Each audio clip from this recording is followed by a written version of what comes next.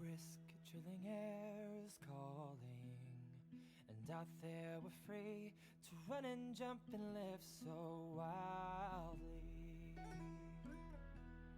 Head first we'll go tumbling through places unknown, with nothing but the stars to light our way. And though the sun may set at night, tomorrow looks so bright. Hello, everyone. Welcome to the Progenitor League Circuit December tournament. It is a pleasure to be here with you. I am Benji Hadre Sorensen, and joining me on the cast is Brock Broden Rubino. Hello. Hello. So How's it excited, going? man. We're finally back. We are finally back. It's been Ready. about a month since our last games. Thank you, everybody who supported that, and thank you for coming back. We are getting into game number 1 with Team Unknown versus Eman Mate in just a minute. But before we do, we have a huge announcement for everybody. We have been working on in the background, and we have already opened registration for our January tournament. It is available on start.gg. That will be January 13th, 2024. It will be the first tournament we're doing in that year. So get your teams, go sign up, make sure that you follow it, join our Discord so that you're ready for everything. It is discoverable. You can get signed up already. I am loving it. I am super, super excited. Proden, what do you think? I'm ready. I can't wait till we have, like double the amount of teams in this, and I don't know if people know, but once we start getting enough teams signing up, we're actually going to run some prize pools in these tournaments, so you can actually win some money. Exactly. So, tell everybody, when you're signing up for these, get as many people as you can so we can constantly have enough people to where we know we can do this, because the only way for us to grow is for the word to spread, and if you're helping us do that, it'll be huge. Exactly. All right, we have lobby set up. Champ Select will be up in just a moment. Again, this is Team Unknown versus Eman Mate. This is a replay of our last finals, Proden. Now, it got intense, right? It was a best of 3. It did. Eman won the regular bracket game and then won the first game of the finals, but then Unknown was able to make the reverse sweep and take the last 2 games. How do we think that this match is going to go now that they've had some time to work on some stuff? There have been a couple player swap ins and outs and things. What do you think? I don't know, because when you put time in between things and you switch players, it can really change the dynamic of a team and change their play style. So we might see a lot of different play now. It may not be the same type of team anymore. That's true. So one thing that I don't want to do, I know that a lot of the players like to watch the stream in addition to everything else they're doing, so I don't think we can talk specific pick and ban things while it's going on, but we can talk meta a little bit. We are playing on a new patch. I've got five changes that came from the most recent patch update that I think will be relevant to our tournament. Should we go over those while we're waiting for Champ Select to get started? I think we can, sir. All right, so instead of going alphabetical order, we're going to skip that as we are into pick and ban. Look at that, guys. The timing is great.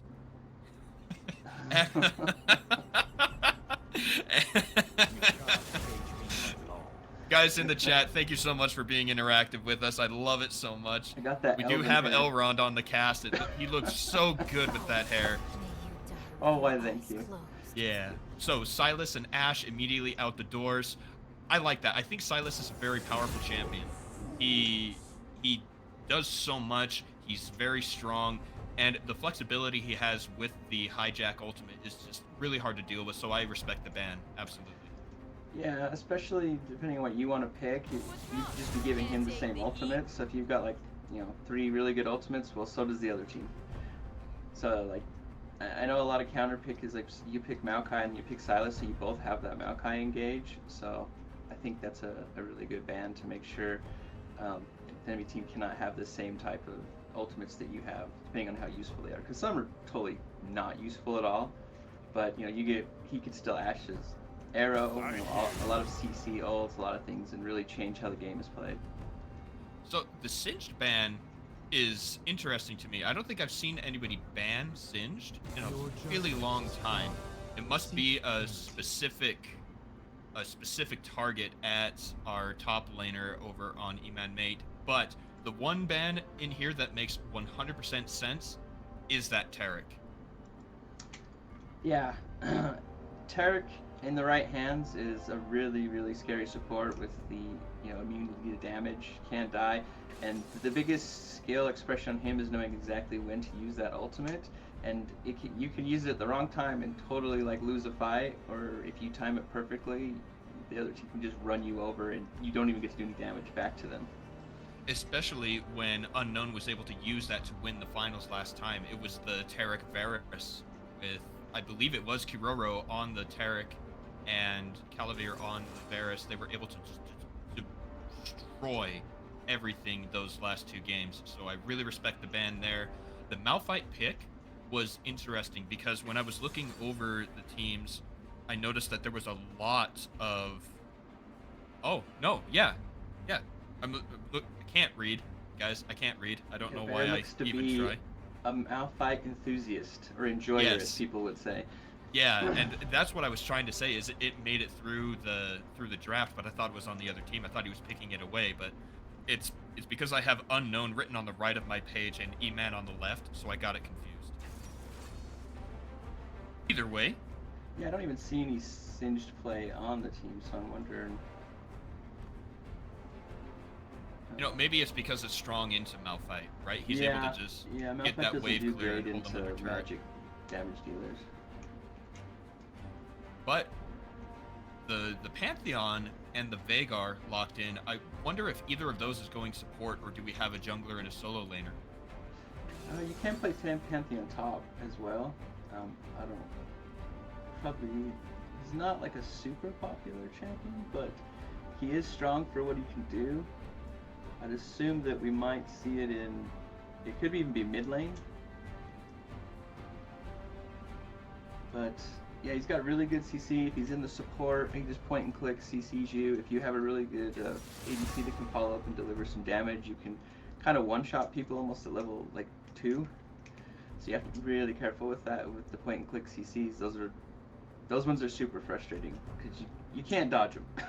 No, you They can't. just click you and you're CC'd, so you have to play a little bit different when someone has that strong of a CC. Absolutely. I like the Morgana pick, because the Black Shield, especially in the support position on an Aphelios, will be very helpful, right? Being able to walk through either the Veigar stun, or if you can time it right, stopping the Shield of Zonia. Isn't it? It's Shield of Zonia? Aegis of Zonia? I can't remember. The Pantheon W like you were talking about. Yeah, and, I mean, all 3 of those camps she's good into, because she can stop all of their stuns. Of course, Veigar can break the shield fairly easily, but the initial stun or the knockup from Zac or Pantheon jumping out, it'll stop those, so you can flash away, back up, and get out of there. So I think that's a really good pick into the heavy CC that they're bringing. All right, we're into our last 2 bans now. The Soraka goes away. That's really interesting. because Morgana's already locked in on the other side. I wonder, do they think that that's going to be the solo lane Morgana? Possibly. Or no. Well, I see Death plays a lot of Soraka. I don't know if that's mid or just off-roll support, but I do see 122 games on That's Soraka. a big number. Holy cow. And it looks like he's pretty much a mid laner. I mean, probably support off-roll maybe, but or top lane. I mean, I can see some of the play, but I mean, it could be a mid lane pick. And Soraka can actually be frustrating in some lanes because just some of these champs just can't out damage her healing. Yeah. And so she just hits you with the Qs and autos, and you just lose the trades because of the healing. All right. Zyra is locked in for the side of Eman Mate. I think the flexibility with their draft is, I believe they're locking in a marksman 5th pick. They want to wait and see what else is going. Maybe to pick something mobile like Zeri or Lucian, or if they don't need to, they can pick the Kog'Maw or something like that. But I can respect the hold on that, unless it's going to be, Pantheon Veigar bottom, which would be also crazy. That would be a lot of fun. Veigar bottom is a possibility. That's a lot of CC down there. Well, and then that just makes the Morgana all the more powerful. And Big Ben says that Death Raka mid is cracked. Okay. Yeah, I'm thinking that's where the band was going towards, because that's wild. 62% win rate on Raka. 122 games. That's huge. That's a huge win rate. Oh my gosh. Yep, there it is. Death posting it himself. Are we getting the dog? Are we getting the dog? Might get the dog, and that's a really good thing because they have a lot of crowd control and they have a lot of physical or magic damage. So getting this physical stuff will be really, really good for them. And there is our draft, everybody. Team Unknown on the blue side on the left, and Eman Mate on the red side on the right. And it is the double crowd control bot lane there with the Veigar Zyra. Yeah, and Veigar does a ton of damage as the game goes on because of his infinite scaling. I mean, I've been able to auto towers like 2 or 3 times and kill them like in the super late game with a full build. So, and then they have heavy scaling in the bot lane between Veigar and Aphelios. Of course, Veigar, if the game goes long enough, outscales everyone, but Aphelios scales like a monster as well. Yeah. So it'll be interesting to see who can really get going in this game. I remember, Proden, you and I were casting another tournament a while back, and we watched a full tank Jarvan get literally one-shot by a Veigar ultimate. Do you remember this? Yeah. I think I do. I don't know. I've one-shot someone with a W the other night when I was playing Veigar, so the support walked up, I hit him with a W, they died from full health, so. Got it. So, a lot of damage on the side of Eman Mate on the red side, but a lot of resistance and tankability, durability, if you will, on the side of Unknown. What do you think will win out in the end? Will the scaling and the damage be enough? Will the crowd control facilitate enough of that, or is the disengage and the durability on the side of Unknown going to conquer here? I think, well, one of the teams is going to have a harder time in the late game, and I think, you have an Azir, Aphelios, you've got a ton of engage with Malphite and Sejuani. I think you got to, put this team down early, because Veigar scatters very well, but I don't think your team fights them very well in the late game. I think there's just too much engage and too much range to really deal with them when the game goes late. So I think you want to get ahead, definitely put the mid and bot lane down, and then just use your strong mid game and just crush them before they can scale up. Yeah. That is a point I hadn't considered. When looking at their lineup here, you have the Zyra and the Veigar are the only real range other than, Pantheon throwing his spear or the long range engage of Zax's slingshot. But you have kiteability on the side of Unknown, right? You have the Azir poke. Aphelios is nice and range. You're probably going to be wanting to build Gale Force to give him that additional mobility. Morgana can land the binding from far away. Yeah, I think the best thing is you're gonna want to get picks with some of the CC you have. You know, Zac going in, Veigar putting the cage, then you can't get out. Zyra CCing Panther. You're gonna have to pick somebody off and just get this team going, because if you're fighting in a straight up like team fight, I think you're just gonna have a hard time with the amount of beef they have on that front line. Trying to get through, so you really want to layer that CC, have Veigar try to land an ability and then ult, just blow somebody up. But he doesn't have the longest of range, so him getting close could be dangerous with the amount of engage they have. But if they do get ahead, Veigar's really good at zoning towers. You put the gate up, everyone walks up, you can't walk through it. Zyra will be there to disengage, and if Zac and Pantheon are jumping in on your backline, Nefari can flank and get right in there and just blow up one of the squishies. So it could be tough, but I definitely think you want to get ahead, you want to use that engage, and you just want to keep the other team down. Just force fights the best you can so you don't allow them to scale up. I think that's the way to go, absolutely. You never want any team with an Aphelios to scale, or Azir. I mean, just think about later in the game when it's Baron time. One of these two teams is going to take a Baron, and it's probably going to be Team Unknown. With the right guns on Aphelios and Azir just shredding everything, it's going to go down really, really quick. Not a lot of opportunity to interrupt that. Azir late game can destroy Baron. I don't know if there's anyone faster than him killing Baron. Kai'Sa or Vayne? I think Azir's even faster. That is awesome. You can put down soldiers over and over, and if you get like 4 soldiers down, you're just shredding through that thing. Yeah, you can get up to 3 4 was the down. maximum. You get an attack speed bonus if you have all 3. No, they took that out. Well. They changed them around a bit, but yeah, you can get up to 4 if I remember right. In Earth, you can get more, but. Well, we are on to Summoner's Rift for game number 1, Team Unknown versus Eman Mate. This is game number 1 of our December tournament for the Progenitor League circuit. We want to thank you once again for taking time out of your Saturday morning to join us. It is always a pleasure to put on these shows for you, everyone, and I am super excited.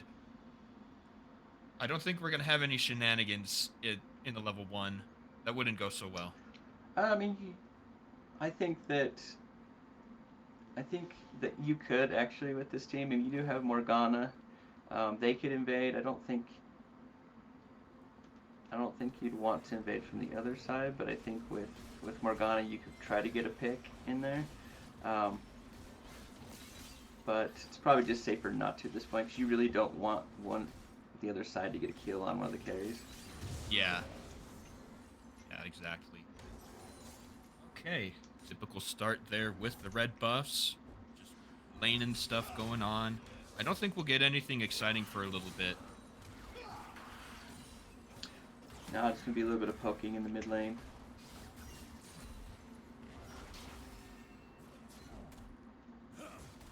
Nothing, man. That's always the problem with the early parts of the game, is there's nothing really to talk about. And until we get an engage here, nothing huge, just trades. Oh, but then up on the top side we have a flash burn. Oh! Spear goes through, and it is first blood up on the top side for Eman Mate. Yeah, I was just about to say that Malphite needs to be really careful against Pantheon early, because Pantheon can pretty much maybe 2 full rotations, get you down to half. Do a full rotation, get you to half, do another one and kill you early in the game. Once you get some armor, it's not going to be as easy, and Malphite would just beat Pantheon up. But at this early in the game, Pantheon has a ton of kill pressure on him. That's one of the big things, right? The earliness of everything. All right, we have another gank here on the bottom side. Zac is going to go in. He does not land the slingshot, and they do make it out alive. Good attempt, though. Yeah, had that binding hit, they probably would have popped his passive. I don't think they would have been able to kill him as he popped out in his blobs, but you definitely don't want to lose your passive to maybe not getting a nice turret dive and getting a kill or going in. Another gank on the middle. Sejuani coming in, wanting to engage there. Not enough damage, has to flash away as Shazbot comes in. Able to stave that one off. Flash was burned, though, from Zeth, which is Oriya from last time. He just had a name switch, just in case anyone's confused.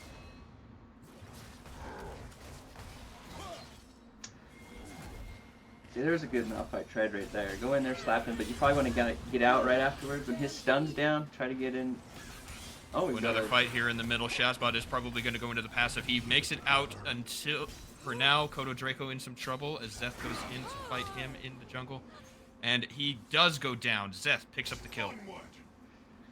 Yeah, I'm a dog fan, and she snowballs really hard when she gets going. So you definitely don't want to be giving Neferi any kills early in the game, because believe it or not, she's actually not terrible in the late game when you get all the items. I've gotten plenty of quadra kills on her, just running through everybody.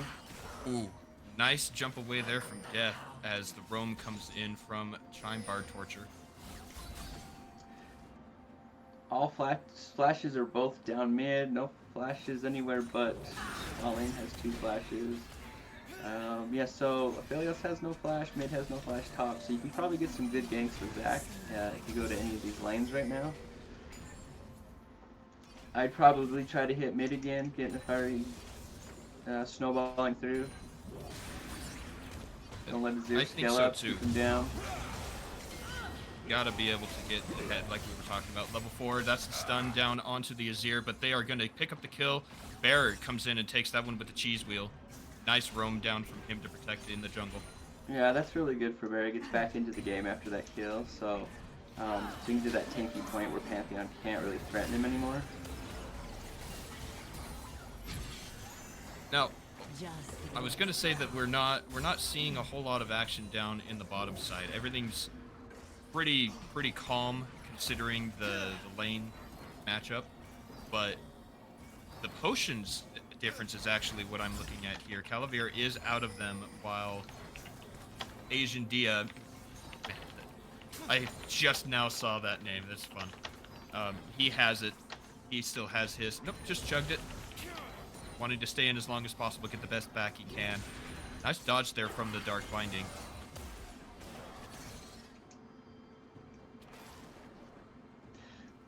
I mean, there's 3 kills in the game right now, but the game is actually, it's not really going too fast right now. Like, Dragon's still up. No one's really made a play for it. Bot lane's kind of pushing in. They're getting a little low. I would probably want to definitely get this Dragon on Team Unknown side.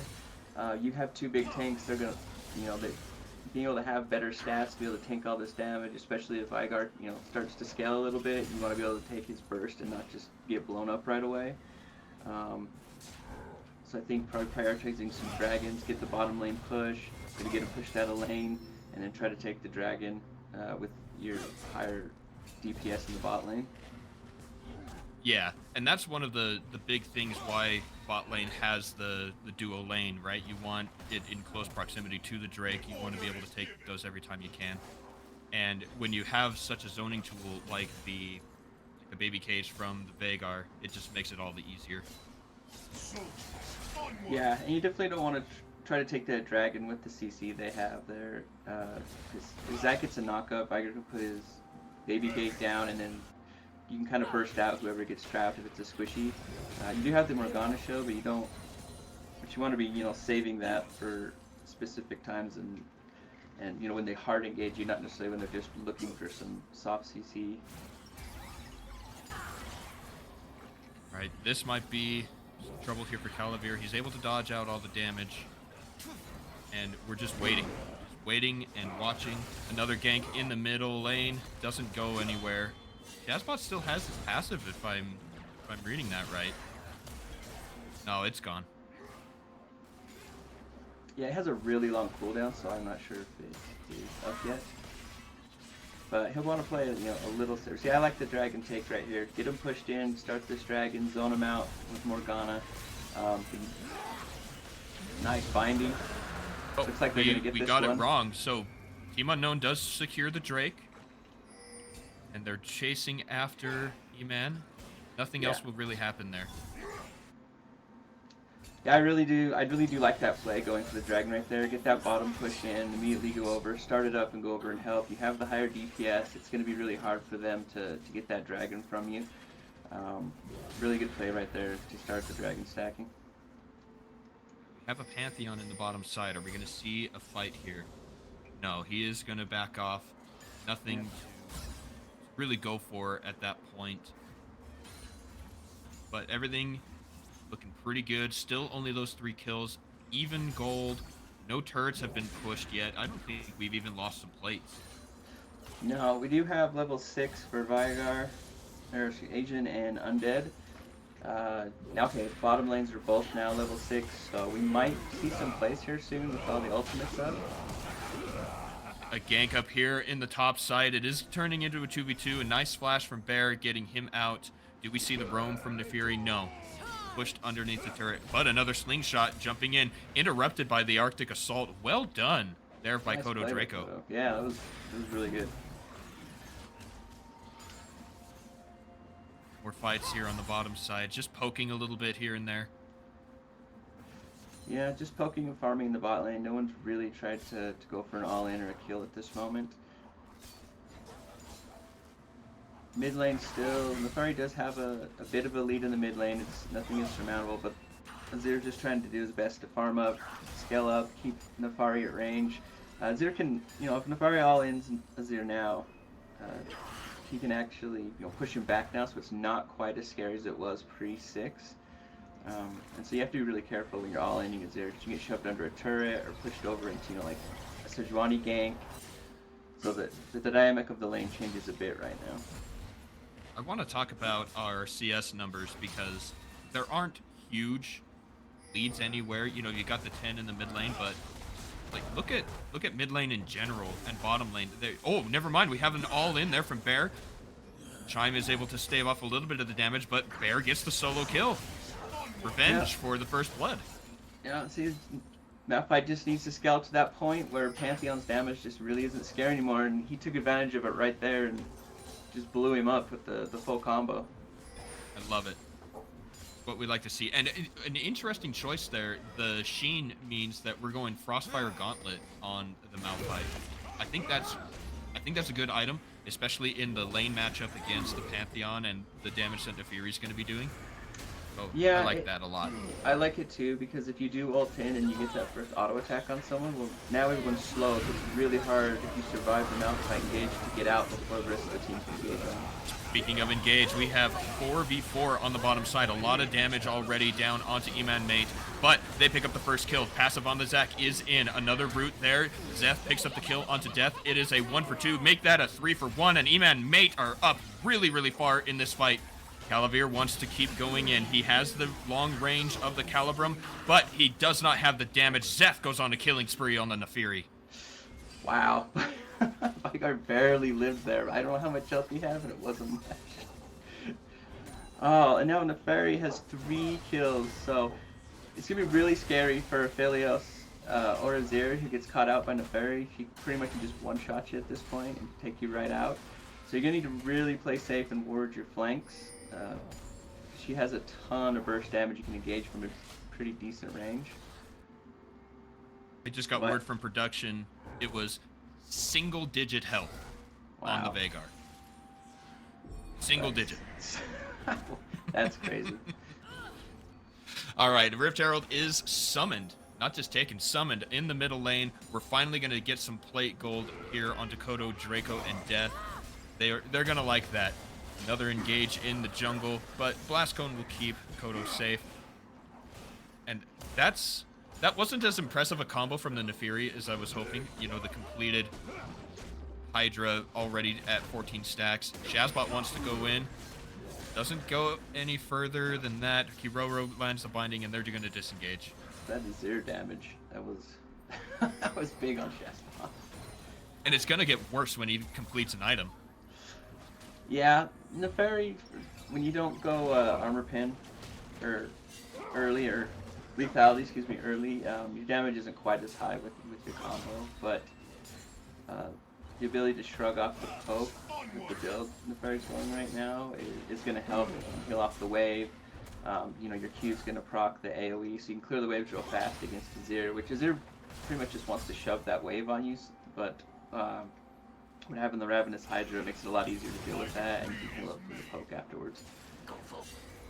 That interaction there that we just saw, where Death is able to dodge out the engage from Nefiri, it's so telegraphed with the W that I don't know. I think that's really well timed It's a really good thing to recognize and to be able to do.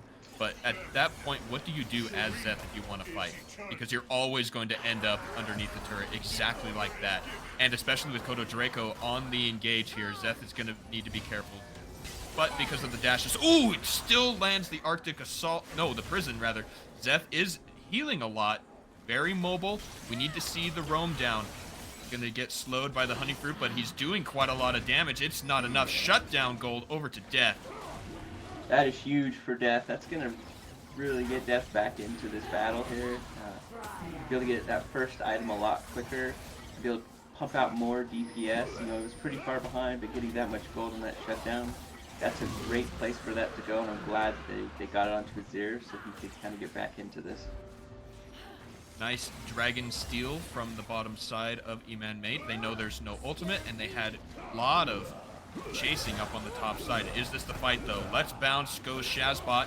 Unstoppable Force is Bear, but now he's in a 1v3. Baby Cage is up. Ultimate from the Aphelios does not land, but somehow the Morgana bind? Wow, that was... that must have been at the last pixel at the end of that. I think it was the last half of a pixel catching on the last half of the pixel of the hitbox on the Veigar. And, oh, I've been corrected as a sub-pixel, not a half a pixel. But first turret is going to go to Eman Mate up here on the top side. Chime Bard Torture is able to take that one down. The game is still extremely close. I mean, only 800 gold ahead. Yeah, the game's going, you know, nobody's really playing like poorly right now. I've made some mistakes, but I do think that overall they're trying to do what they want to do. They're trying to heavy engage. You know, you've got the disengage and then just sit back and DPS like Team Unknown wants to do. I think the Malphite ult was really good, but nobody could follow up with it. Had someone been close enough, I definitely think they get a double kill down there. So I like what they're looking for. Just they need to get a little bit more coordinated so they can all follow up with the damage. Yeah. We're still only within 800 gold difference here. You know, Eman gets the turret is basically it. It's the deciding factor. Everything else is even. And we're going to get into that scenario we were talking about, right? Will the damage... Oh, never mind. Calavir is in some trouble. He's going to get... Oh, the flash out. He's got the red gun. Is that enough, though? No, it is not, as Asian secures it with the ultimate and the flash. Yeah, I was about to say, if he has that ultimate up, he's going to blow you up. You need to be careful, but he almost won that. That was really close. Maybe, you know, had he got another lucky crit or two, he would have won that fight before he got low enough to use that ultimate. 3v2 up on the top side. Zeth and Shazbot go in to save Chime. The Let's Bounce does a lot of work, but it's not enough to stop Bear. In goes Death. Ultimate from the Sejuani will pick up that kill, but now Shazbot is down into the passive. There's no way he's out of this one. Death brings about his namesake. Yeah, and the gold is now only about... Oh, it's about 1,000 up now? Yeah, it's 1,000. It's about 1,000 now. Rift Herald will help push that a little more. Second Rift Herald isn't quite as important as the first one because there are no plates. But if you use it right, you can get multiple turrets, which is probably where the worth... Oh man, half health on 2 hits right there. Yeah. The Veigar is scary, man. He's already working. He has the needlessly large rod. That means probably a Shadow Flame coming next, going to give him that extra magic penetration. And it's terrifying. Because we already saw how effective he was in the bottom side. I would say that with the Rift Herald they just got, you would probably want to use that to secure the dragon. So maybe hold on to it to kind of like, well, you come and try to take the dragon from us if this is going to push through your tower. Or you're going to have to come over here, or you have to go stop it, or you're going to have to come here and make them make a decision if they want to stop the Herald or if they want to go fight the dragon. That's probably how I'd use the next Rift Herald for maximum, you know, use. Sometimes, you know, you can't set it up like that, but that's usually what people want to do is you try to put the Rift Herald somewhere it's going to get a tower or not go low enough, and then make people decide what they want to do. So the other thing we need to talk about is the teleport timings, because all 4 teleports in the game are going to be available. So what extra lane assignments are we going to see? Not just the Rift Herald. Oh, ooh, that was close. almost landing the knockup there onto Calavera. That would have spelled death for him for sure. But what splitting are we going to see from these teams? Do we see the full fight at the Drake? It's only the second Drake for either team, so I don't know if it's worth truly, full on engaging to stop where you can get turrets instead. I think there's a greater value on the sides. Well, yeah, you probably put your mid and your top in the split lane. I don't know really who's going to deal with Malphite though, because I don't. Mufari's going more of a bruiser build, it looks like, and I don't think Pantheon can really deal with Malphite right now. So you probably just want to get in there and just shove your waves, wait for Dragon to come up, and try to get some flanking wards for one of them, or both of them, because, well, I guess Pantheon can just ult from wherever, but get a flanking ward for Neferi. That way when you are setting up this fight, maybe get the baby cage down, Neferi can engage on the back line. Well, there is the Rift Herald summoned, setting up for that Drake. It is alive now. We are going to have the fight, but it does not crack the turret. I think the timing was just a little bit off on that. Yeah, they probably But now Shazbot's in a dangerous spot. Calavera already just dealing so much damage with this Aphelios. He's got the white gun, meaning that he can get the DPS down really, really quick. I'm still of the opinion you don't need to go and fight this. No, you can let this one go right now. No one's on.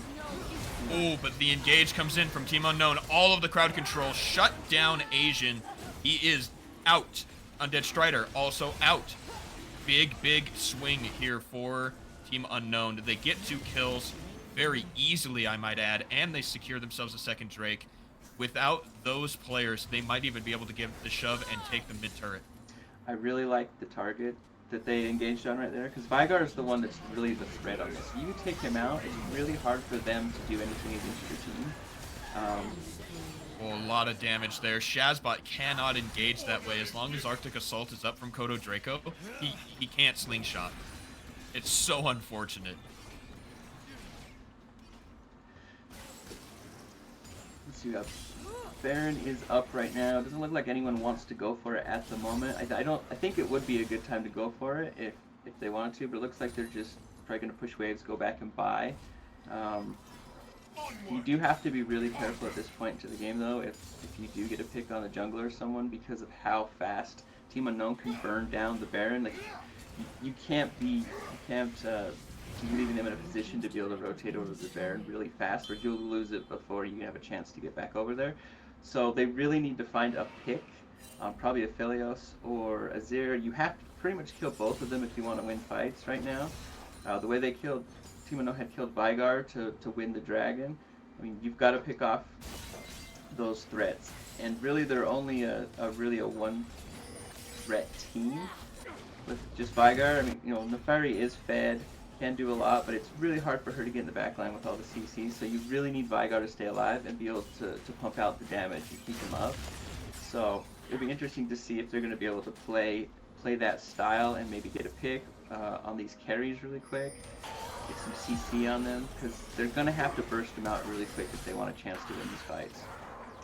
Flash used from Zeth, but Death makes it out. The range on the disengage from Azir is actually silly. Yeah, if you Shurima shuffle just right, you can get pretty dang far. Alright, let's see if this combo will take down Bear. He is a tanky boy, he's just gonna flash away. Does have the Unstoppable Force available if he needs it, but yeah, you're exactly right. The amount of armor that he's able to build into the Pantheon matchup just makes Pantheon's damage obsolete, and then Zac is building tank. So you're never gonna kill that guy. No, you need Vigar big enough to be able to actually chunk him out, and he's not quite to that point yet where he can really start slapping Malphite. He is working on the death cap though, so that's going to significantly boost his damage.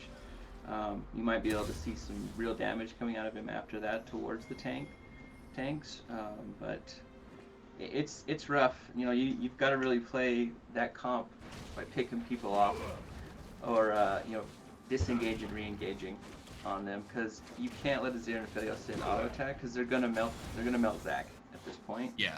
And you really need to get somebody caught in the baby cage or in the Zyra ult and burst them out. You've got to get one of these carries if you want to win these fights. Production, can we get an update on actual ability power numbers on the Veigar? Oh, interrupting the combo there. Death is in some trouble. Shazbot makes it work. Death picks up the kill. I like that. That coordination was exactly what they needed. They needed to interrupt that dash. Yeah, that's exactly how they need to play that. They need to be picking off these carries and then force like a 5v4, because I think they're really good in the 5v4. Strider in some trouble, does get knocked up, does make it, oh, almost makes it out. Calavir lands the ultimate for the kill. It was super close. Dead Strider is caught out again, though. Yeah, and that just stops everything they want to do once they lose someone on their team. Like, they got a really good pick, and they really need to group and then push their advantage at that point, because I don't think they can fight the 5v4s at all like that. When one of the carries is down, I think it's just too much. So you really need to get in there. Uh-oh. Asian might be in some trouble here. He just wants a blue buff. Leave the little man alone. 661 ability power, though, last that we saw. Yeah, at 24 minutes. Like, that's a full build's worth of ability power on most champions, and he has it in 2 items. He needs to get that void staff now so he can really threaten these tanks. Absolutely. And then they'll be in a lot better spot, because he's the one who has to kill the tanks. Like, Veigar is everything to... It is the key to your team winning this game. You really got to get him pumping the damage out and keep him safe. But and you really need to rely on those picks from the Zac, from the Pantheon, if you really want to push this game for yourself. Are we going Lord Dominic's or Cyrilda's on the Neferi? What do you think? Well, probably Cyrilda's. The slow's really good on the bleed. Oh no. Oh, Undead Strider got caught again. He's a dead Strider now. Dead Strider. That's right. That was what we were saying last time. He's not undead. He's dead. All right. So it's E-Man Mate's time to push something else. Take a look at the mid lane. That's exactly what needs to be happening. You got to take something else on the map. And I'll draw attention to it once again. Regardless of what else is happening, we are still less than 1,000 gold difference this game. We got to see the gold difference map just a few minutes ago, and it's been within 800 every single moment of this game. Root and blast! Death is dead. There you go. Oh That's my what Veigar gosh. could do at this point in the game with that death cap. And I like the setup there.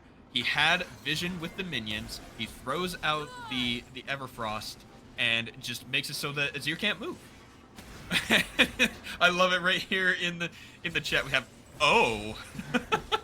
Yeah, and that's exactly what they need to be doing if they want to win this. They need to get those picks. Like, you can't really team fight against these guys. You need to get picks. You need to blow someone up quick. The 2 carries are going to pump out so much damage onto the rest of your team that if you don't kill one of them instantly, you're most likely not going to win these fights. Like, Okay, Timano now definitely wants to do that.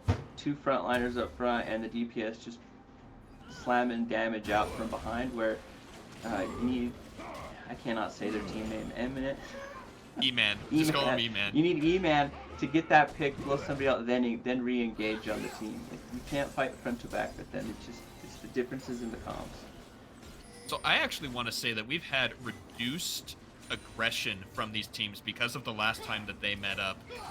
The fights have been so sporadic, they've been so calculated, and I'm loving it, but we need something to happen. Yeah, they really need to start using these picks they're getting. Whichever team can either get a pick or just, if Team Unknown can get a full team fight and kill a couple people or get an ace and immediately go to that Baron, but they need to get one of these picks and turn it into something, because right now it's not being turned into anything. This is the Baron we were talking about. Look at the DPS. Take a look at Baron's health. Just melting. Teleport is in. Neferi is going to get the jump onto Kiroro. A lot of damage into the stopwatch. Asian is in. Baron is already secured, but already 1 death as well. Chime and Asian are up on the top side. That's the baby cage down, but the cleanse is in. Doesn't matter. Calavir is dead. Asian goes into his own stopwatch. Shazbot jumps. Let's bounce. Death is going in on Dakota. Draco trying to deal as much damage as he can. In jumps Chime. He is able to secure the stun for the kill. Death throws out the ultimate. Shazbot goes down. Death in onto Death. No more escape tools. The flash is used. Countered. Zeth on to death, but the blast cone saves him. Bear is now the target. He goes down. Baron is secured by Team Unknown, but they lose 4. Man, that was a crazy fight. That was like taking place on like almost 2 fronts, that fight, the whole time. Do we see the re-engaged death? No, he goes down. It's an ace. All 5 members of Team Unknown died after securing the Baron. Oh no. And the money doesn't even go to us. Oh, negative Still Baron power 800. play. Oh my goodness. Ladies and gentlemen, I did want something to happen. Thank you for calling that out, Brisbane. That was exactly what I wanted to see happen. And it's that setup we talked about, the crowd control that E-Man brought to the table, the zoning tool of the Vagar and the Zyra, the engage from the Zac. It was gorgeous. Yeah, it really was. You could see how, you could actually see right there how each team wanted to fight. You did have the front to back at first, but then they ended up getting that first pick, which really turned the fight and changed the dynamics of it. And it kind of fell apart after they got their first kill and wiped the Baron off of them. Oh, mouth is wonderful. Wonderful stuff. And we're down to less than a minute before the next Drake. This is soul for Team Unknown if they can secure it. But if we get another fight out of E-Man like we saw up at the Baron, then I think they can take it away. Now, I don't know which way I particularly want it to go. I'm going to be honest with you there. But picking up the soul will be huge for Team Unknown, especially to come back from our first 1,000 gold difference, everybody. Congratulations. Let's see some claps in the chat for getting the gold lead to 1,000 plus. Because it's already gone. Now it's down to 800 again. Crazy. Yeah, that's nice. We do have TPs up on E-Man. We have mid lanes TP up Nefaris. We have, almost all the TPs up except for Vygar. So you can try to TP flank in. You can push those side lanes. You don't have to join until it's actually up. Death just got the tower in the top lane. He's still pushing really hard. I think that's the play. He has the teleport, and we also need to take a look at flashes. There are more available for the engage. Oh, never mind. I think that's going to be Team Unknown's. Team Unknown's gonna get that Drake. There's no fighting that at this point because you need to send someone to stop the Azir. You lost your support. That's a big part of the zoning tools. And whoop, Asian, nice juke there off of the ultimate. Flash burned. He is still alive. He is going to get stuck with the permafrost, but well played there from the Vagar. But someone has to deal with death. He just took 3 turrets. Yeah, when you see Azir pushing like in the top, you need to immediately engage on their team and pick somebody off. You cannot let Azir just sit and go. He just destroys turrets if just left alone. All right, he backed off a little bit. Teleport is used by Zeth. Charim is here. Shazbot is here. They want to fight. They need to stop this Drake because the soul is on the line.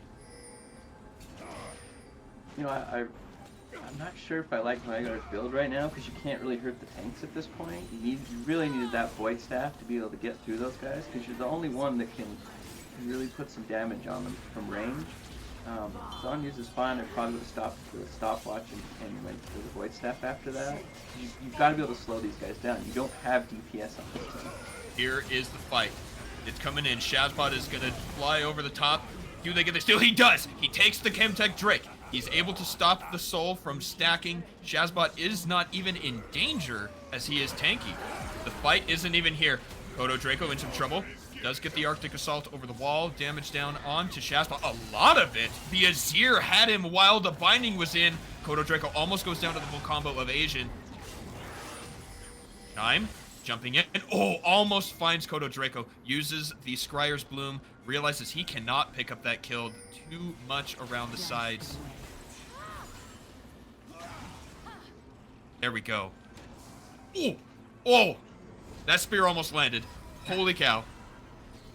Yeah, you saw the DPS of Azir right now. It just shredded through the Zac. Like, Zac was pretty much a squishy at that point. This is why you cannot let and do a longer fight. The fights have to be faster, E-Man. They've got to be bursting somebody out. You cannot do an extended fight with him or you will lose with the DPS. With Shutdown gold going over. We now have it was the turrets. It was the top lane turrets. 2,000 gold lead here for Team Unknown. They were able to swing that massively because they were down over 1,000 after the Baron fight. So good job to them. They still need to go and fight for that soul. Or actually, you know what? Here's what I'm gonna say. In 3.5 minutes, the Drake is gonna spawn. I want Team Unknown to leave that Drake alone and do another split push. Just go and destroy things in the base. That's your win condition here, right? It's just the only way. You can let the next dragon go and just go for a Baron if you want. Almost got him there. Yeah. That probably would have been Denazir, and that would have been a free Baron had they done that. Good look for the pick, because Zir is a massive monster right now. The amount of items he has, he's going to peel through pretty much anybody at this point in the game. Absolutely, including the Baron. Already, look at that. Already 5,000 damage dealt right there. This is huge. Yeah. Where's Shazbot? He needs to be there to make the steal. Undead Strider is going to try something. They don't get the steal. They get the knock-up at the end, but that was too clean from Team Unknown. And this goes right back to my point. They have this buff for the next few minutes. They need to work the lanes. The Baron buff is so underutilized in games that I watch because people want to go fight. Or they go directly to a Drake. No, be in the lanes. Get the push with these minions, with this buff. That's what it's designed to be. Engage is here on the middle lane, but Zeth is able to make it out. And we're back to another single-digit health there on that turret. A lot of things I see, especially in solo queue, is you get the Baron, and then your jungler goes and farms this jungle. The laners just sit in lane and farm. Nobody groups up and pushes, or you don't do like a 1-3-1 or a 4-1 and push lanes. They sit and farm. You've got to use the Baron when you get that advantage. You need to push. You need to try and do as much turret damage as you can. Like, go to your team's strength and split push that in. So it looked like we were getting that, but instead, huge engage from Death. Undead Strider flashes away, is unable to survive. Shazbot now taking a lot of damage. They're in on the front line. They're going to kill Death. Chime goes down as well. Zach is tanky. He has the passive. He's going to jump out, but Kodo Draco is also tanky. Just going to sit there and take turret shots while Calavir secures the kill. But on the top side, Vagar is able to take a turret and is now fighting Bear on this side. Oh, not enough damage, though. Do we see the bop? We don't. Okay. We got the grouping on the bottom side, at least from Team Unknown. They're using this buff now. It took a minute for them to set it up, but they're able to do it. They get some kills, and they take down a turret. I think Asian made a mistake there. He should have been grouping back up with his team at that point. He's already pushed that lane so far in that they're going to have to re-push it out. He needs to be grouping up and using that baby cage to stop those engages, or at least disengage. Just stop them from that turret. You know, put it out there, stop minions from coming in, and just try to like blow them up with your dark matter. And especially because he is the biggest source of wave clear. Nefiri being melee can't just jump in and clear it, even though the Hydra and the Stridebreaker are there. Like you're saying, you know. Nefari's not going to be able to clear those minions from range. There's no way. You got to have Vagar there to blow them up. And he does have the Void Staff now, so he might actually be able to really threaten those tanks when they're coming in, as long as he doesn't get nuked himself. We are now approaching the point of the game where stuff is just going to explode. We're almost at 40 minutes. This is 6th Dragon. A lot of damage down onto Chime. That's not good news if you're an E-Man fan, especially because he goes down. Calavir picks that one up. You can't fight this now if you're E-Man, I don't think. No, they're the team that really needs to get the picks, and they just haven't been very successful with it, like when the objectives are up. Soul is secured. DPS is huge. Vagar caught out. Flash interrupted. Trying to do the damage he can. Almost gets the kill onto Kiroro. It is not enough. Vagar is down. Zac is down. Pantheon was down from before. This might just be the end of the game. Oh! Hello, Morgana. Stayed a little too close to Undead Strider's plans. And, yeah, that was it. That pick onto Chime was huge. Yeah. It really was, like, just mispositioned, and they immediately engaged, get the kill. Vygar, of course, did a ton of damage, but not quite enough to get a kill or actually turn the fight around after that. He needs time to just drop all his damage out. Even though he does a ton of burst damage, he still needs to be able to do multiple rotations to get through the With tank. our next engage, the Zhonya's will protect Death for a moment, and Caliber goes unstoppable. They're going to take a second inhibitor, and Team Unknown are on the warpath. They feel quite a sizable lead right now in gold. I think it's a good idea to leave, go back, spend all the money you just got, and then push bottom. Everyone just group up bottom, push that in, let the minions, super minions, push the other lanes, and just firm fight to back. Pick them off like they're doing, because they're doing really well at getting in the engages they want, and that's what's winning this game. Is they're picking someone off, so they can't layer the CC and blow up the carries. So I just continue to play like this. Death ball down that bottom lane and push the minions in, push the turrets down, and just win the game. Exactly. And they do have an opportunity for a Baron in just over 2 minutes. I don't think they need to wait that long, though. The way that they've been able to position and to fight has been very effective. But I want to draw attention to the Void Staff on the Veigar and see what our ability power is at this point, because now we're 40 minutes into the game. It's going to be huge. Yeah, like I said, the tanks are still, he's not going to nuke a tank instantly. Vigar's still going to have to do multiple rotations. I think the best thing is to do, just look for poke what you can on them. Try not to get engaged on. They really need to, Zac really needs to get to that back line with Neferi. And even Pantheon, maybe. They need to blow up the DPS, and then they just win the fights. But it's a little bit harder to do than, just what I'm saying. Because they have really good disengage with Malphite and Kodo. Putting up the what's the ultimate called there? From which one? From Kodo. Glacial Prison? Glacial Prism, yeah. With the Glacial Prism, it's just really hard to get in there and flank, especially if they know where you're coming from. So but you've got to get these flanks in. I think the only thing you can do right now is try to just all in the back line. As soon as get ready, get some wards out, and everyone just dive that back line and try to kill them as fast as you can with Nefari. Maybe Vygar can CC up their whole team while you're doing it and blow somebody up, but at this point in time, you've really just got to pull the trigger and try to get that pick, or you're going to lose this game. We're down to the final minutes here. Setup on the Baron is there. Elder Dragon is up in 2.5 minutes. Super Minions on mid and top against E-Man. And the patience here from Team Unknown. They are hanging out in these bushes, just waiting for a misstep, because they understand it's the picks, right? If you pick off either Undead Strider or Asian, then it's over. And this might just be it. Flash burn from Undead Strider. I don't think you go back in there, brother. All right. Wow. What was that? A Q and an auto in Half-Life? Oh, wow. It was quite a bit. That death cap on the Azir is also doing a lot of work. And burning with the Leandries, that's another really, really big part of the DPS there. Undead, nope, Strider got hit with the Dark Binding. That is going to be a death. Death does pick that up. And that's your go button. You gotta hope Shazbot can steal this. They have no vision on hit points. He's waiting. They wait. Team Unknown knows what's coming, and they do secure the Baron.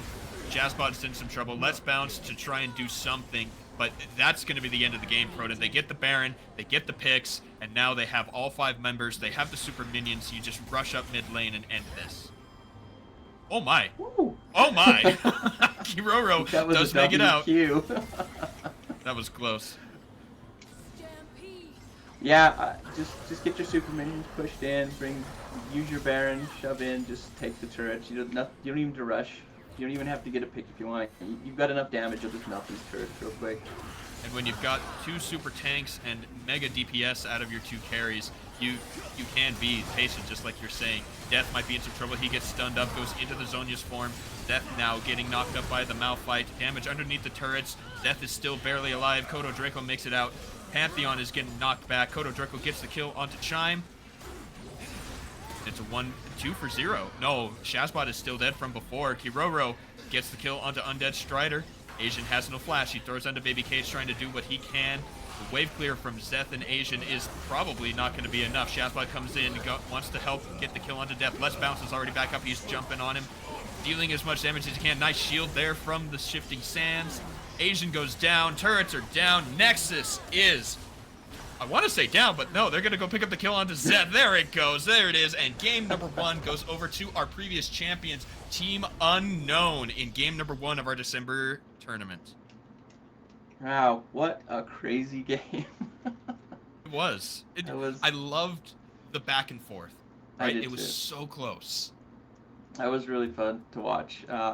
It wasn't just crazy fighting nonstop. You could see they were trying to figure out what they needed to do. They were thinking, they were playing, they weren't just bashing their heads into every fight. I like those games where you can tell that people are communicating, they're talking about what they want to do. You know, it may not always work out, but those are the funnest ones to watch and cast when you can see that people are actually working together, not just running around like solo queue. Absolutely. So everyone, that is game number 1. Congratulations to Team Unknown. Well played to Eman Mate. We will be back after a brief delay. We'll get game number 2 up here of our Swiss bracket, and we'll also give some updates on that, see what other teams did during our first game, and we will see you soon.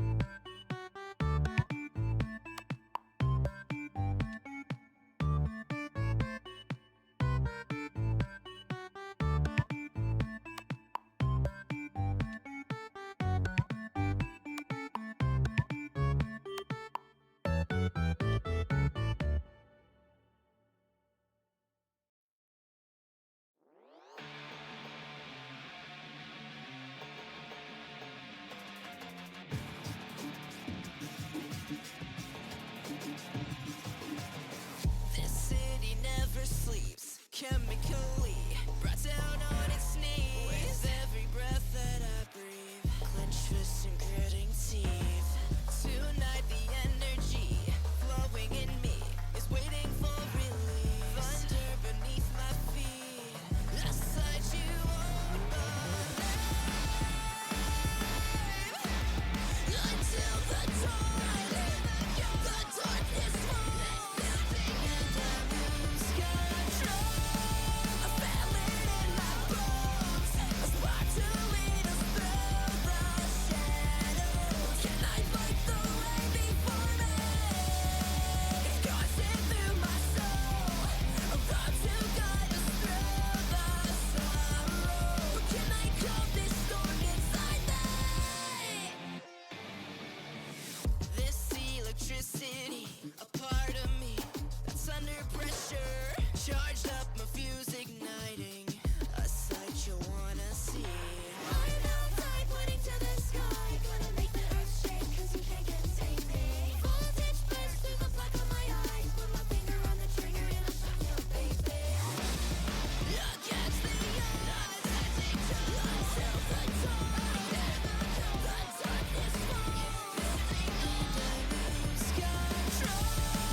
I feel it in my bones, a spark to lead us through the shadows. Can I fight the way before me? Coursing through my soul, a road to guide us through the sorrow. Can I calm this storm inside me?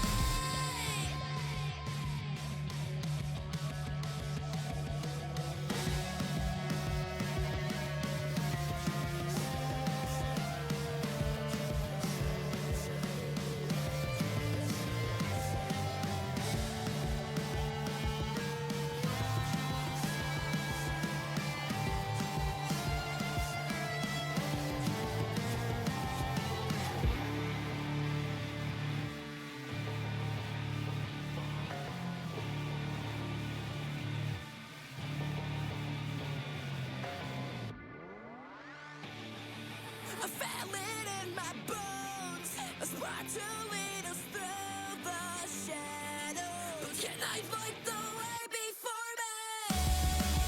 Coursing through my soul, a road to guide us through the sorrow. Can I calm this storm inside me? I feel it in my bones, a spark to lead us through the shadows. Can I fight the way before me? Coursing through my soul, a road to guide us through the sorrow.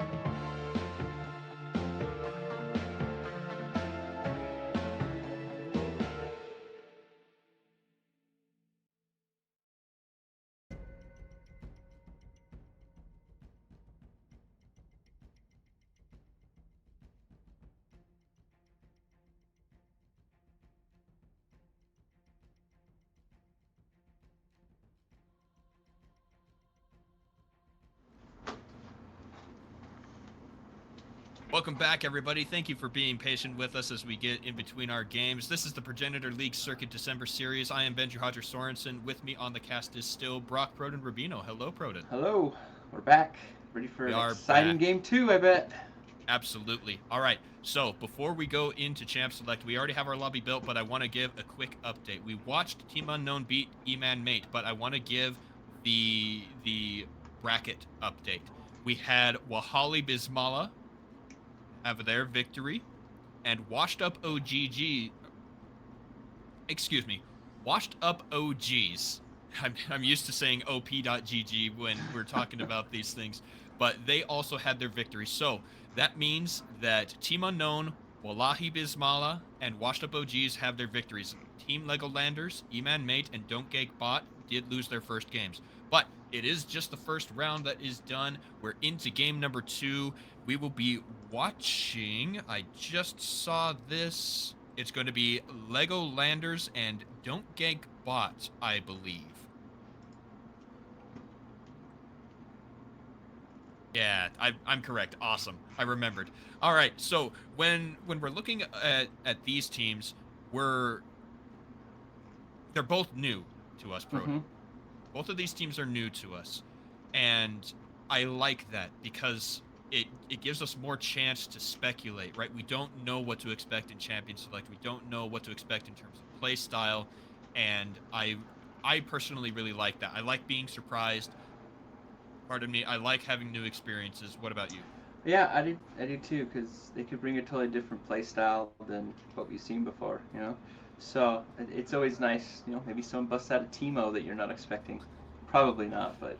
I know that. Let's see, who would be that in the Twitch chat? I think it's Psychosocial, isn't it? Who's been calling for the Teemo? Yeah. Let's take a look. Let's take a look back up here.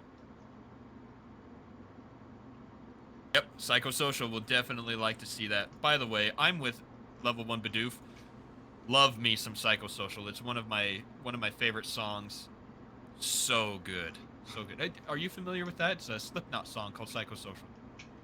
I've probably heard it, I just don't know the name. A lot of songs I've heard, but I have no clue what they're called, so... Yeah, that happens every once in a while. Okay, so while we're waiting for Champ Select, I want to go back to a conversation we didn't even get to really start, Broden. Yeah. What do you think about the Gragas change with his passive? Will we see a Gragas? I don't know. I mean, there's a possibility you can see a Gragas. I think it's good for him. It still keeps him not as strong early, but it lets him have some of that power back later in the game, which I think is good, because early you want the game to be slower, and later you want it to be faster. You know, the game progressively gets faster as it goes. And Gragas was way too fast with healing early, but now that they've changed it to where, you know, it's on the longer cooldown early, and it goes down to the 6 seconds later in the game, I think that'll be a good change for him, and allow him to, you know, actually get multiple healings throughout a team fight instead of just one and not being able to heal again. So I think that's going to be a really good change for him. Yeah, and I think in particular in the jungle, right, the clearing of the camps, being able to sustain through that. It was already one of his strong features, being able to heal through all that damage just with the passive. I think that's going to... And that's what I was expecting, was seeing Gragas in the jungle coming out, being able to farm just a little bit better and engage after not taking nearly as much through If he is in a lane, it'll keep him from being as oppressive, because that was one of the problems. He was so oppressive with his healing early that he just won trades as the lane went on, because he just out-heal everything you did. Exactly. So I would like to see a Gragas, personally. I think that he's a lot of fun to watch and to cast. See what I did there? To cask. And who doesn't like a large man throwing his belly across the rift? I don't know. What about the Lucian change? Let's talk about that one next, because I think he's another really fun champion to watch. It's 3 seconds off of his E at the beginning of the game, but then it evens out. It goes back to where it is at level 5. It's really good. It'll put him more back into his lane bullying state, which is what he's supposed to do. He's supposed to bully the lane early and get ahead, because he's only a 500 range marksman. So he doesn't really fall off in damage. He just falls off in what he can do in team fights because he has to get so close. Right. So I think that'll help him push those early leads to where he can snowball and get ahead and be able to skirt around the outside of those fights and win. Yeah, especially with the, the damage reduction, sorry, the cooldown reduction when he lands those passive autos after using the E. We are in to game number 2, everybody. This is our lobby. Ooh, Galio, I like it's this. It's real quick. That one, again, I'm surprised it got let through. Like, we're already past the point where it can change, but that is a Billy Harold special. I've known Billy for years and years and years, and I know that he's a big fan of this champion. Well, they took down the early cooldown on his Q, so he can trade a lot better and push the lanes a lot better. I really like it too. I think it's good. I played a game of Galio the other day, and it felt really good playing him with being able to cast your Q a little bit more. So I'm excited to see what they're gonna bring with Galio. What else I like is the pick into it. I think Vex is very good because Galio has to get close to land the full combo, right? So if you go and engage and get feared away from landing the combo, it's going to work out really well for the Vex. Probably won't be able to get the solo kill because of the durability and the magic damage shield, but it's at least something. I actually played this matchup like 2 days ago, and really? Galio, like every time I would go to cast my ability, he would just throw the Q at me and he would just outtrade me. Just the base damage on that Q early just does more damage if both of the parts of it hit you, and he could outtrade you. So I had to be really good about make sure casting and moving so I wouldn't get hit with that end part and take all the extra damage.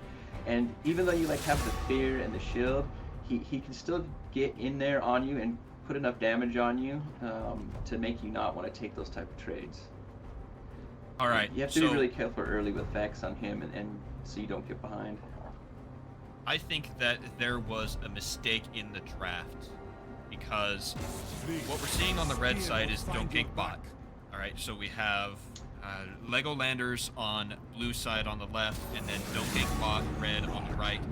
Fiora, I looked through the OPGGs, and the first note I wrote down for don't gank bot is ban Fiora. It's insane when you look at the amount of games played and the win rate and everything. This is going to be a problem.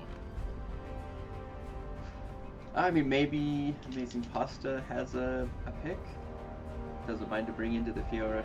You would have to assume so, right? Because otherwise, why would you let it through? It's just, I don't know. I think it was a mistake, personally. Yeah, I'm excited though. It's nice not to let people get on their best champs if you can.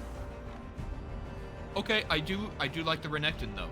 Renekton into Fiora is a good one. It's hard to tell. It's hard to tell when to riposte because the Ruthless Predator is an auto attack, and so there's not a lot of setup to be able to see that, to time it and shoot it back at him. Yeah, so you gotta really listen for the sound and see the glow that goes around him. It's hard to hear, but there is a sound and a glow when he's going to use it. But it's really hard if the Renekton doesn't go in and immediately use it and waits and maybe just does some regular autos. I've seen the matchup before of a Renekton player, and he would go in and just mind game the Fiora to not do the stun at the exact same time every time. Right. And that's how he was able to win the matchup. But if the Fiora gets that stun back on you, she could really out-trade you. Absolutely. Because you get the attack speed slow, you can't move, she just dances around you and hits the vital points.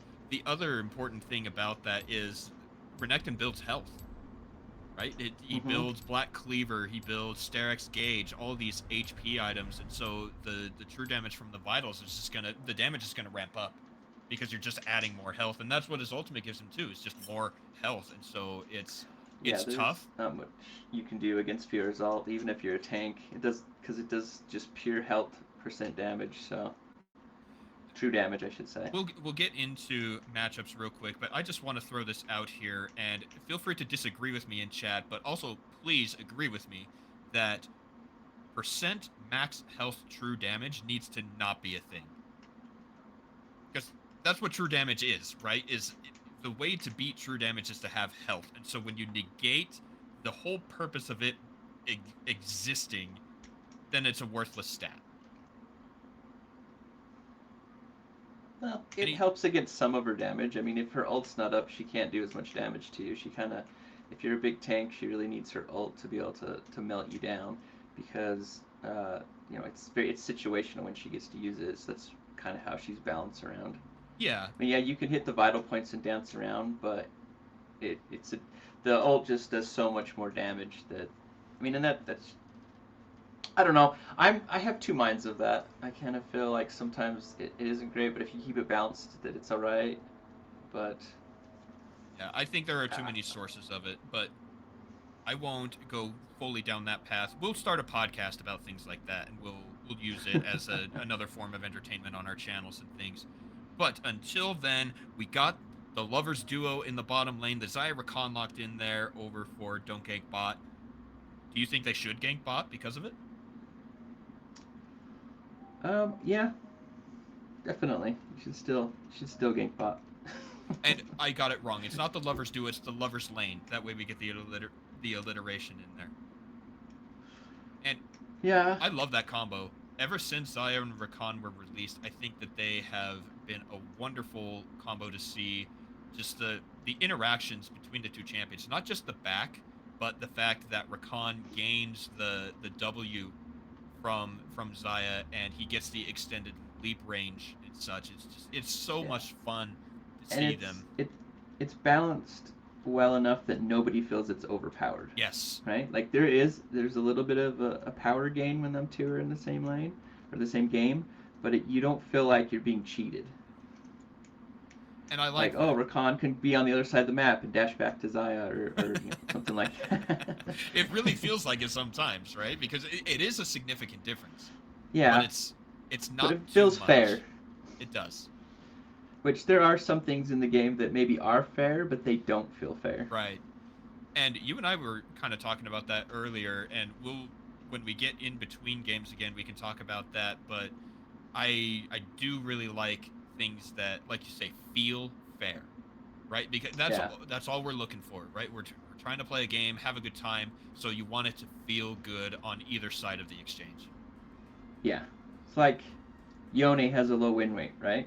He's not really, you would say, is a great champ. He's got like a 47% win rate, but he doesn't feel fair with his E. Yeah. It's so And I bad. think that's his biggest problem with his kit, is the E gives him move speed. I think if it didn't give him move speed, he would feel a lot more fair, because he can outrun you and chase you down across the map, right? So it's like, well, run away from him. Well, he just runs you down. And Right. He's from one tower to the next, he runs so fast. I think if they were to adjust him, to make him feel more fair, you would take the move speed out of that, and I think he would feel a lot better playing against. What about the crowd control stopping when he first casts it? The crowd control stopping? Yeah, when you first cast Soul Unbound, you become immune to knockbacks and such. It was even in an LCS game. I think it was the semifinals or something.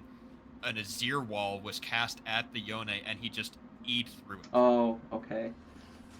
Yeah, that could probably make him feel more fair too, but I mean, all this stuff you'd have to test, because it could make him, a 30% win rate champ if you change something like that. So Yeah, it's true. But what else is true? Go ahead. I interrupted you. What else is true? The game has started. Ah, yes, that was exactly what I was going to say. Welcome to game number 2, everybody. Team Legolanders versus Don't Gank Bot. I'm very excited for this. I think that the matchup is going to be a lot of fun. That these teams both had a loss on their first game, and so they have something to prove, something to bring in. But we also need to recognize that Legolanders has a distinct disadvantage, because this is not their true roster. They had to get some subs last minute, and I think that it's okay, right? Because we're in and we're having a good time, just putting on a show. But we do need to remember that when the teams come back and play in January 13th, don't forget, and we need to take that into account when we're watching and when we're rooting and all of that kind of stuff. Yes, we do.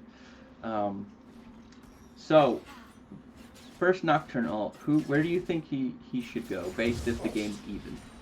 The game is... Like, all lanes are even, no one's ahead. Top. Top? Absolutely. Just the interactions we already talked about between the Fiora and Renekton. He can only stun one of you, and if he tries to put it onto the Fiora, it might get countered. If he tries to put it on the Nocturne, it might get countered. It's the way to go. Man, Fiora has like one of the strongest level 1s. Yeah, it's super strong. Speaking of level 1, that's all they have on the bottom side as Ostazoid goes in. Oh, Amazing Pasta's in some real trouble. Levels up just in time to not take... Wow! Yeah, you've got to really respect that Fiora level 1 if you're a melee champ. You pretty much just have to concede level 2 to her and let her push in. Unless you're another early bully that can bully her. I mean, Renekton is a bully, but he really needs to get level 3 before he can really start bullying. Yeah. In this matchup, he needs the full use of his kit. Okay. I am having some internet problems, everybody, so pardon me for a moment while I reconnect. It's a conspiracy. It might be. No one wants to see what's going on from my perspective.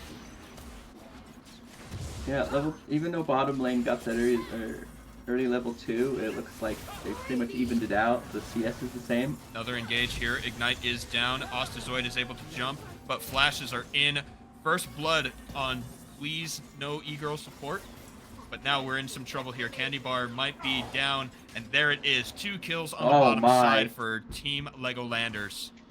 That is a huge play in the bot lane to get that double kill. Man, that's gonna make it rough for the bot lane. The support and the ADC both got a kill, and Seraphine, she can be pretty spooky once she hits level 6. She has a really good amount of CC that she can just layer over top, and it goes further. The more champions it hits, it goes even further. So you can technically clear across the map and hit everybody in a corridor. So I definitely think Nocturne's gonna want to be going bot now to make sure that lane doesn't snowball. Yeah, I think when we're talking about if the lanes are even, I stand by it, but you're exactly right. Damage down onto Illusory. Billy doing actually a decent trade there. Yeah, see that Q trade that just hit? Yeah. It was pretty rough when I played it. And there we go. This is exactly what we were thinking we would see, right? Amazing Pasta is doing great. He's able to hold on his cooldowns, not get stuck with the riposte stun, and keeping, he's down 10 CS. That's only 2 waves, but he's alive. And when you watch and listen to the YouTubers, they say that rule number 1 is don't die. Yeah. If you're gonna go down on anything, go down on gold. You need to keep your levels. Like, levels are super important. So make sure you stay alive, get your levels. Right, we have Just here on the Kindred trying to set up a lane gank, but the wave is in a state where he could not move forward. Yeah, I think they might have seen Kindred. It looked like Just got a little too close, and they might have actually seen it, and that's why they backed up so quickly. Well, and that's exactly what you're looking for out of these guys. And their awareness. Just like this, Amazing Pasta is keeping an eye out for that Nocturne, staying even in the levels, and just playing safe. Like that move. Alright, that's level 6 on Mother Goose. Was that a flash? No, it was a riposte. Oh, okay. It was just... It looked weird because of the spectator. It looked like she flashed. And that's exactly it. We saw just how much damage Amazing Pasta was able to do there. Once the riposte was gone, he just walked up and bashed her in the face. And that's what we're looking for in these types of matchups, right? Even against champions on whom they are very comfortable, these players need to understand the matchups themselves. Yeah. Yeah, Renekton just needs to slow push this, get as much gold as he can, get all the experience he can, and then, get back to base after it hits the tower and come back. because... Oh, we have our first big engage here. Double crowd control down onto Sentient. He goes down, and a beautiful roam from Illusory Gaming. That was very well played. Yeah, that was a really nice engage. Bottom lane is not level 6 yet, so there was no Ash Arrow to help maybe get him out. Took advantage of no summoners. Was able to come in and get that kill. And that really evens up the bot lane again as far as ADCs goes, so that's what they needed. They needed some help down there. And I think that it could be considered a mistake that the Galio didn't follow. With the heroic entrance with such large range, you might be able to make a difference there. But instead as he gets fast as the the push. play went, he probably would have had to already been in position to go, and because it does take time to travel and get down there. So I think probably just a little slow on the rotation, or thought that the Illusionary Gaming went back. And that's also very possible. But now, taking a look at our game, we are at a 500 gold difference, 2 kills to 1. Another engage here from Ostazoid. Nethermorn is down here, still not level 6. There are no flashes for the side of Legolanders on the bottom side, so they just back out and they make it worth it. And Nocturne is going to be hitting 6 pretty soon here, so you're really going to have to change kind of your aggression in the bot lane or any of the lanes. Because they all have CC in every lane that it's going to really aid. I mean, top lane, not so much, but you can get a slow that'll help Nocturne get in there with the riposte. But mid and bot lane have really good CC to aid Nocturne in an engage. Speaking of engage, they have Nethermorn on the bottom side going in onto Sentient AT again. That is another kill. Candy Bar gets that one underneath the turret. He's going to run away. Up on top side, there was another fight as well, but don't gank bot. They come out ahead on that trade, but Galio is here. What comes next? I don't think there's anything here. I think Galio's just coming down to try to make sure they don't shove or re-engage under the turret. Speaking of engage under the turret, Amazing Pasta has to be careful. He still has Dominus available. I like that he's waited. He needs to cast it probably right about now. Oh, he doesn't get it off. Mother Goose dives underneath the turret. Billy Herald is here. He jumps in, almost lands the E. Does not get the taunt either, but it was a nice attempt. I think Amazing Pasta was trying too hard to save that ultimate. He had to cast that a second early. Did Mother Goose riposte in when he went for the stun? I thought he might have timed it and actually got the stun blocked with the riposte. It was hard to tell, but if Mother Goose did do that, it was really good timing on that. Absolutely. A beautiful dive.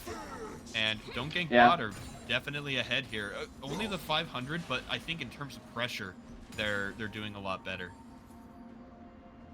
Yeah, and Fiora has a huge lead in CS and now has the kill. I don't think Renekton can really play the lane anymore. He's going to have to play extremely safe right now and maybe hope get a gank at some point in time.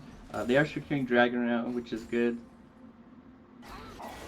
But I think Renekton's in big trouble at this point in time. He can't really fight the Fiora unless he gets some help. A little bit of help there will be that Ocean Drake. That'll help a lot. Yeah. First Ocean Drake is really good. It really helps you sustain in lane. I don't know about this flash here, but Amazing Pasta is on the roam. Wasn't able to land the taunt. Ash Arrow goes up, and it'll hit the... Oh, barely misses the Fiora. Holy crap, that was close. I was watching that on the minimap.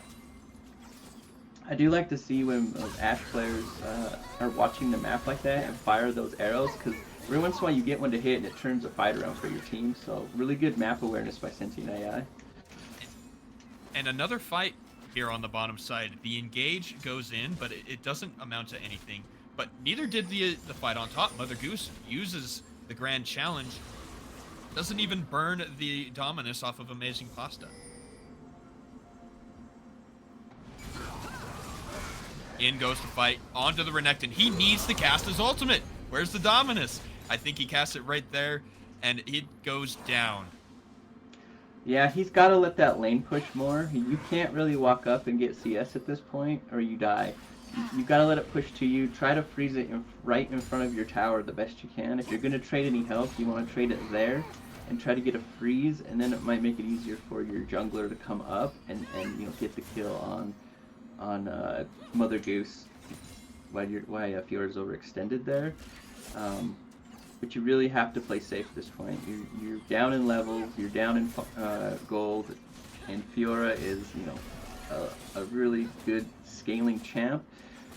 And I mean, it sucks because, you know, you want to be able to fight, but you can't at this point. You've got to really just swallow that pride and be like, all right, I got to sit back and wait now. Yeah, and now we're at a 30 CS difference there up in the top side. So Fiora is, I said it all the way in champs, like, this is going to be a problem. Yeah. And I think that, go ahead. I was going to say, I think it's really good that Netherborn is going up top and getting her head. That's probably their win condition with how good you said Mother Goose is at Fiora. So, you know, putting the resources up there to get her to just be a giant snowball to where no one can handle her, you know, in a 1v1 situation is really going to help them be able to split the map and get multiple people to go top and take objectives while they're trying to slow her down. Righty. What do you think? Oh, sorry, I was going to ask you a question now. Where do you think the best place is to use that Rift Herald? Like, what's going to get them back in the game, do you think? They had some sort of advantage in the bottom for the first little bit. I think that's an okay place. But mid lane will open the map a little bit. If you can get your Galio moving into the river a little more, then his ultimates can be more effective. You know, the range does increase the higher the level it is. He's almost level 11, making it a much more effective ability. But I like that idea. If you can crack mid, I think that would be good. Yeah, I think it'd be nice to see like an Ashe arrow layered in with that Galio ult and just try to blow somebody up during all the CC and then, you know, take that advantage to take something else on the Just might be in some trouble. Do we see the Lamb's Respite? One jump over the wall and Mother Goose has it. Nice save of the ultimate. Just does just enough. Ashe arrow. Nice almost dodge. Oh again. my gosh, it's so close. All right, do we see the engage? I see 3 members of Legolanders up on the top side. I think they disengage here. Amazing Pasta has to be careful. With that going, Netherborn, what do we Still see? has the Dominus. Oh no! He ulted! He ulted just too late. But just has arrived. He is healthier. Mother Goose might be the target, jumps in. Dodging out. Oh, but he doesn't get the stun. Mother Goose wins the mind game there. A nice wrap around there from Billy Herald. He's going to fight a little bit. Feared by the Vex. And will go down. Just isn't able to save him. Double kill. That's 4 now for Mother Goose on the Fiora. Yeah, I think you've got to put all your eggs in the bottom lane at this point. That's the only lane that... Engage here. Ostazoid is ignited. Beautiful ult from Lysno E-Girl. Ignite again, flash, and Legolanders are able to save that bot fight. Very well done. And the plates have expired, so they didn't get a chance to use that Rift Herald to get some gold back into the team there. Feels pretty bad, but bot lane's still in all right state right now. They're keeping up in CS. They're only down a kill. I think this is where you've got to focus is on your bot lane here. Because you need Ashe to be strong enough to just carry these fights. You know, Renekton's still a meatball. He can still take damage while Ashe does a lot of her damage. Oh my gosh, there's so much going on right now. I wanted to see the double marksman plus Seraphine really take the turret, but instead we do have the teleport from Mother Goose, and mid lane, another kill going over to Don't Gank Bot. That was the Netherborn fight against Billy Herald. And that sets them up perfectly to take their first Drake of the game.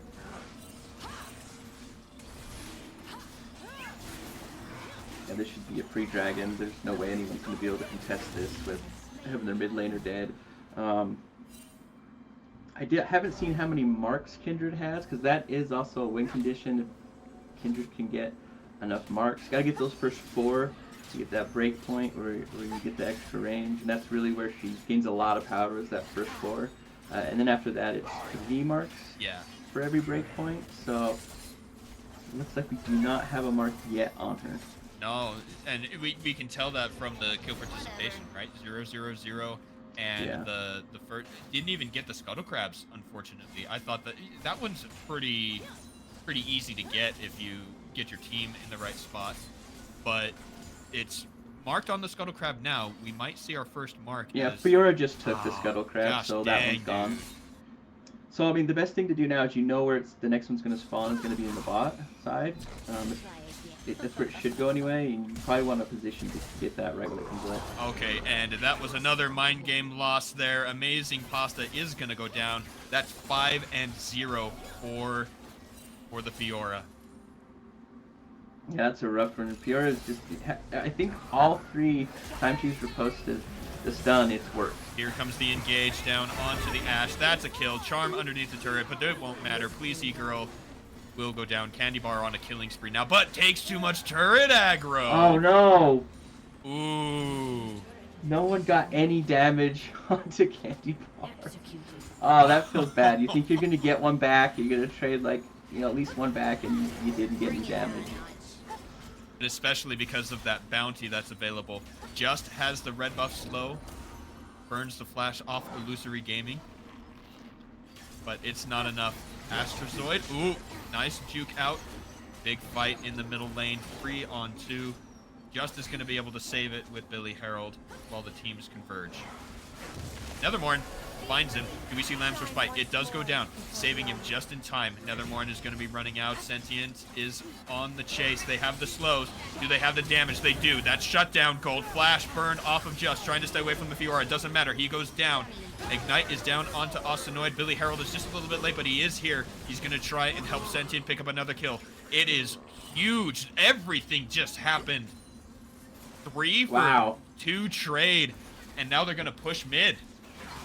That's wonderful. You got 2 kills on your ADC. That's definitely where you want them to go. Ashe is going to be the one that has to carry these fights, and getting 2 more kills. And if you get that shutdown on Fiora, that would be amazing. Absolutely. That'd be 1,000 gold over. Absolutely. We are already maximum there. 700 gold bounty on the Fiora. 7-0. That's godlike, almost legendary, and it's looking pretty good for Don't Gank Bot. Yeah, it is. They've got a nice lead right now. They're snowballing. This Fiora is a monster. Yeah, if you're this Renekton, you just... Oh, there's the Dominus. That would be a really good kill if they could get it, but I almost think that she might be able to 2v1 him unless they get CC. Yeah. Flash is down. Grand Challenge is down. There's our Mark of the Kindred. Just does pick that one up. And, they're in a good position for the Rift Herald. I think I can respect this play. It is on vision, so they need to be careful. And they also need to do it very quickly because Baron spawns in 50 seconds. Teleports. This is going to be a big deal. Ultimates are down for both Galio and Renekton. Rift Herald is killed. I don't know who picked it up yet, and they just lost a lot. That's a double kill for Nethermorn. A lot of damage now from Illusory Gaming. Diving onto Sentient. That's a 4-for-0 trade. Yeah, and Sentient had to flash away from that engage, so now the flash is down. It's going to make it a lot easier to get on the they lost the Herald too. Oh, this is big for Don't Gank Bot. They're just going to shove this straight down into the inhibitor. I believe Candy Bar was able to get the Herald with the feather pullback. Oh my gosh. And they lose their top tier 2. This was a massive swing for Don't Gank Bot. They pick up the kills, they pick up the Herald, they pick up 3 turrets plus the crash on the 4th. And they're in a pretty good position to set up for this next Drake. Oh, nobody's clearing that mid wave. It might kill the tower. It was super low. Galio goes back. Okay, good. Galio was able to get back in time. I thought that wave was possible to knock that down. That'd have been bad. Engage onto Nethermorn. There is still a turret there, so they can't dive too far. Mother Goose might be in some trouble, though. 1v3. Ashe ult's almost up. Please no E-Girl support. That ult is not going to be up for this fight unless they can slow it down enough. But they're about to get collapsed on. Galio ult is available. Oh, it is not cast because of the Nocturne. It's late now. He jumps in, gets some knockup, but he is going to go down as well. Another great fight for Don't Gank Bot. Did we see the last kill? It is. It's a double kill. That's 10-0-1 for Mother Goose's Fiora. Do they get the top turret in response? Yeah, as soon as I saw the Renekton top and Galio was still mid and they were collapsing onto the dragon, you just got to pull out of that one. You can't fight them if they're all there. The only way you win fights is if you're taking numbers advantage, and still may not win depending on who you're fighting. If it's Fiora, you're probably not winning. Right. No vision here on the Baron take. Don't Gank Bot are primed for the end of the game much quicker than our last one on the stream. We're at 21 and a half minutes. That's a really quick Baron take. They've already broken into the base here, ready to just knock down that one turret into the inhibitor. Looking really, really strong. The gold lead at this point is pretty insurmountable. You can't play safe though. You've got to push something. Like if you play safe here, you lose. So it's either take a chance, pull this game back, or just slowly lose the game at this point. But you've got to make a play. And here is their first step in that. Objective bounty claimed on the mid lane turret. I think that was a great push after seeing that the Baron was lost. And I think you put your bot lane up on the top side. That's another really easy one. A lot of work from Amazing Pasta got that low. Yeah, Fiora shoved in another turret in the bottom. No one's answering her at the moment. They're rotating over to get her, but like, what do you do though? I mean, she probably fights 3 people all by herself and kills them all, unless you can layer the CC on her and burst her out before that. But if you can't kill her immediately, you're gonna lose these fights. And on top of that, she doesn't even have the hull breaker yet. Another engage here onto Just. Please no E-Girl is going to try and get something. Billy Harold in some trouble now. Stops a little bit of the damage, but that's already a double kill for Mother Goose. In goes Candy Bar with Ostazoid, and that name is hard to say. Ostazoid gets the charm. They pick up another kill. That's 3 for 0.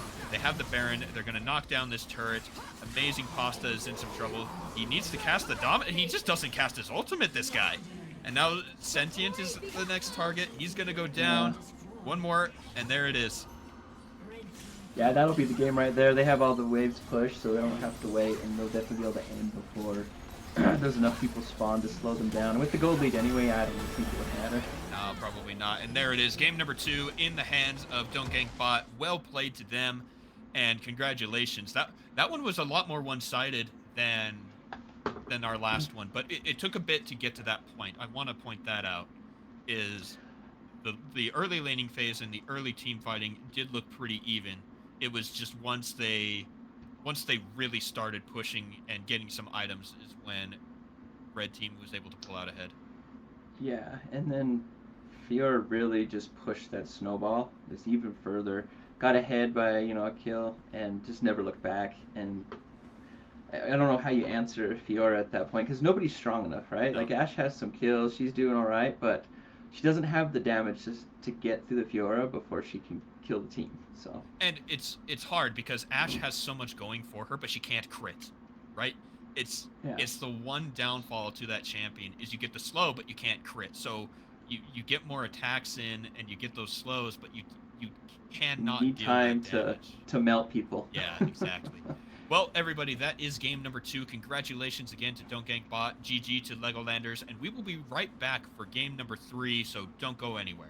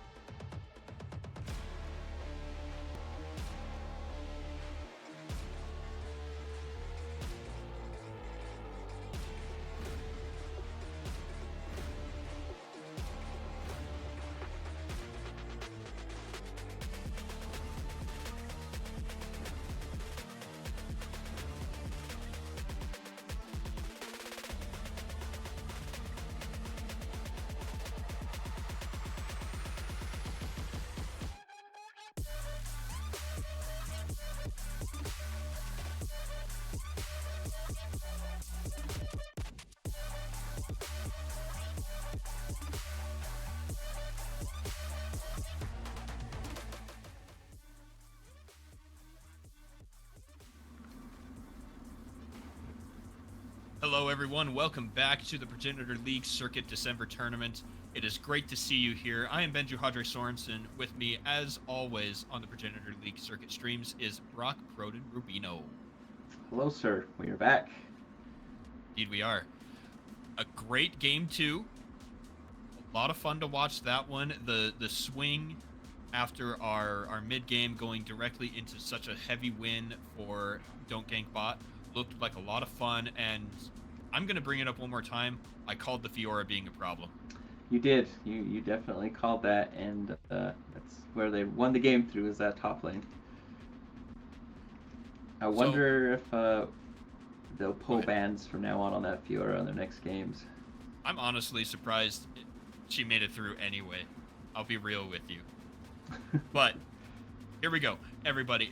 Game number 3 is being built. The problem is our system needs all the rounds from before to be finished. So once we have lobby built, we'll get into Champ Select, we'll get into game number 3.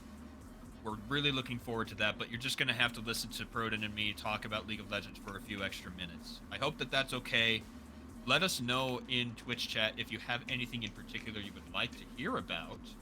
But until then, Proden, I want to go back to something we were talking about, and it was... I can't remember what we... It's the Cassante thing. The Cassante changes in the patch notes. They're doing something to him to try and lift him up a little bit. He was down in the win rate a little. So, what do you think about the change? I think it's alright. I don't think it's anything major. I think it'll help him a little bit. I don't think it probably changed it a ton. It just gave him a little more power on his W, right? So the one that's the easiest thing to dodge because it has a cast time. You can't just tap it. So I think that's not a bad place to buff him if you're trying not to overdo it. And I think adding that minimum cast time to that ability was another really, really big way to level him out. Yeah, because he could hit you with this combo that if you got hit once, you couldn't dodge the rest of it. You were just getting whacked around. So that was a lot of the complaints about him. It's like he does these combos and I just can't get out of them, and he beats the crap out of me. So exactly. But now, you can see the charge up. You can move to the side. You can try to get out of the way of the knockback. He's still if he gets ahead, he's still hard to deal with, but that's like most champs. They get ahead, they're hard to deal with. But Cassante is definitely one of those ones that he can really smack you around because he converts over to that damage. He's pretty much a bruiser instead of a tank, and his damage is quite high when he switches over to that in a 1v1 situation. Very good. All right, so we did get 3 questions in Twitch chat from Shazbot. Any fave plays so far? Yes, I really, really liked. There was a dive near I want to say like 8 or 9 minutes. They were level 6 up in the top side where Fiora is able to grab the riposte, stun the Renekton with the gank from Nocturne just in time to stop the Dominus cast and prevent any help from Legolanders. And I think that was the pivoting point. It was the point where Fiora got her second kill, was able to get some damage on the turret, and it was just completely unanswered. And it was the exact point where Don't Gank Bot started winning the game. So go take a look at that one, game number 2 from today. I think that one was a really good one. What about you, Proden? Favorite play. I don't know, there's a bunch that I liked. I'm having a hard time picking some out that was my favorite. I thought that the other really big one was isolating the Veigar in game number 1, where Eman Mate, they had the engage, they were ready at the Drake, but they were able to catch Veigar with the Shurima Shuffle. But the amount of flashes and fighting that happened afterward, it was a lot of fun to watch that one. But it also was the end of game number 1, was them taking out the Veigar. That could be a lot of fun to watch over, and especially Eman and Team Unknown, if you go watch that game and watch how that fight, slow it down and really pick that one apart, a lot of fun. Yeah, they've all been pretty fun. Even though the second one wasn't as close, there were still some fun moments in that. Like watching Ash get that double kill was pretty neat. They turned around the engage and were able to get that kill. So that was that one was especially fun because Ash and Seraphine were level 1 when it started. Like, I think that's something that we forgot, is it was an engage from Don't Gank Bot with the level 2 and the Ignite, and they were able to turn it around. They just one more minion died, they got their level 2 turn, both flashed and got their Ignite, and they saved the play. Yeah. You're right, that one was really fun. That was nice. All right, question number 2. What is my favorite food? I don't think there is a lot that can beat a good cheeseburger. I love feeling the cheese melt and the grease on the meat. Mm-hmm. I don't know. I really, really, really love that flavor. I would take a cheeseburger over almost anything, anytime. You just got to get a good cheeseburger. That's the problem. A lot of places don't season their meat. So, I've had this conversation a few times. I would rather go out of my way and pay more for a Carl's Jr. burger than go to In-N-Out or Wendy's. I don't eat at McDonald's or Burger King. It's just, I would rather go out of my way to pick up one of those. Mm-hmm.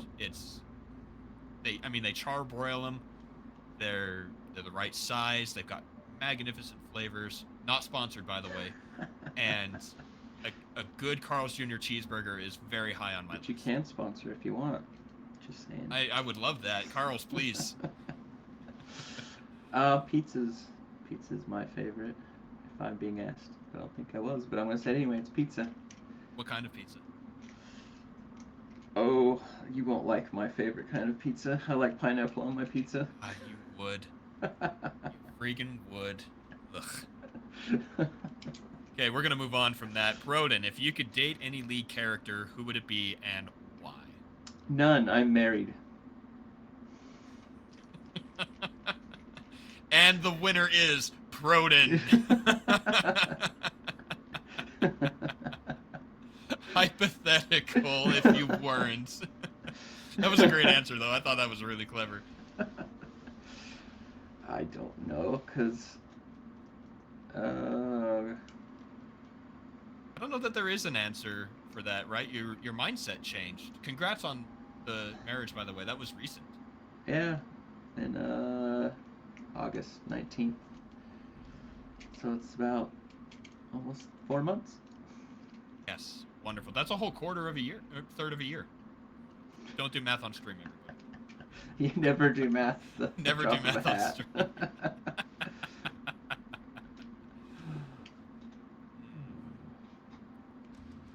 I don't know. I don't think I would. I don't know that I would date a League of Legends character. They all have backstories that make them either not my type or truly scary. Yeah. It's like, well, you say like, oh, I date this one, and then you find out they'd probably kill you or something. Absolutely. Absolutely.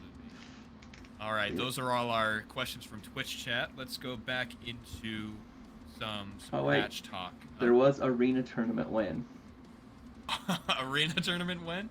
I don't know if we could do that because it's not a permanent mode. It's going to come and go. So you'd have to set up like 2 weeks before it came out, and that may not be enough time. And this is going to lead me. You know what? Instead of going patch notes, let's talk future of PLC real quick. Earlier, Broden mentioned that the more teams we get, we can start getting prize pools. What that looks like is enough teams coming and wanting to be part of the tournament that we need to have entry fee, right? We need to limit so that we can put on a good show. Mm-hmm. And that income from our entry fees is going to be the prize pool. So that's one. Number two, we want to do more than just these serious tournaments. We want to do more than just regular competition. And one of those ways we can do that is doing ARAMs, is doing arenas, is doing other types of game modes and other, we'll call them gimmick games, as like all-star things or extra show matches. And so, just like Proden was saying, we need more people to come in and be involved with the PLC as a whole. And once we get that extra support, then we can put on a few extra shows. Because all of this at the moment, as you see, it's no entry fee and no prize pool because no one is getting paid for this. This is all just out-of-pocket expenses. And once we can get a little of that, by the way, we have a PayPal set up. The link is here on the Twitch. And if we get a little bit of that, then we can start doing things like arena tournaments. We can do things like show matches, and we can ask specific players to come back and do a special show match, or maybe a rematch of finals or something like that. So if we want to see more things like that, please, just like Proden was saying, invite people to come and watch, be part of the community, and we'll get those up and running. And if I remember right, you were looking like possibly if you should do other games too, right? Absolutely. That's another really big thing. This is if you notice, it's Progenitor Circuit on both Twitter and here on Twitch. That's because when we're doing League, it's Progenitor League Circuit, but let's say that we branch out into something else. It can be the Progenitor Smash Brothers Circuit. We can do the Progenitor Fortnite Circuit. We can do all sorts of other things and just switch that middle letter.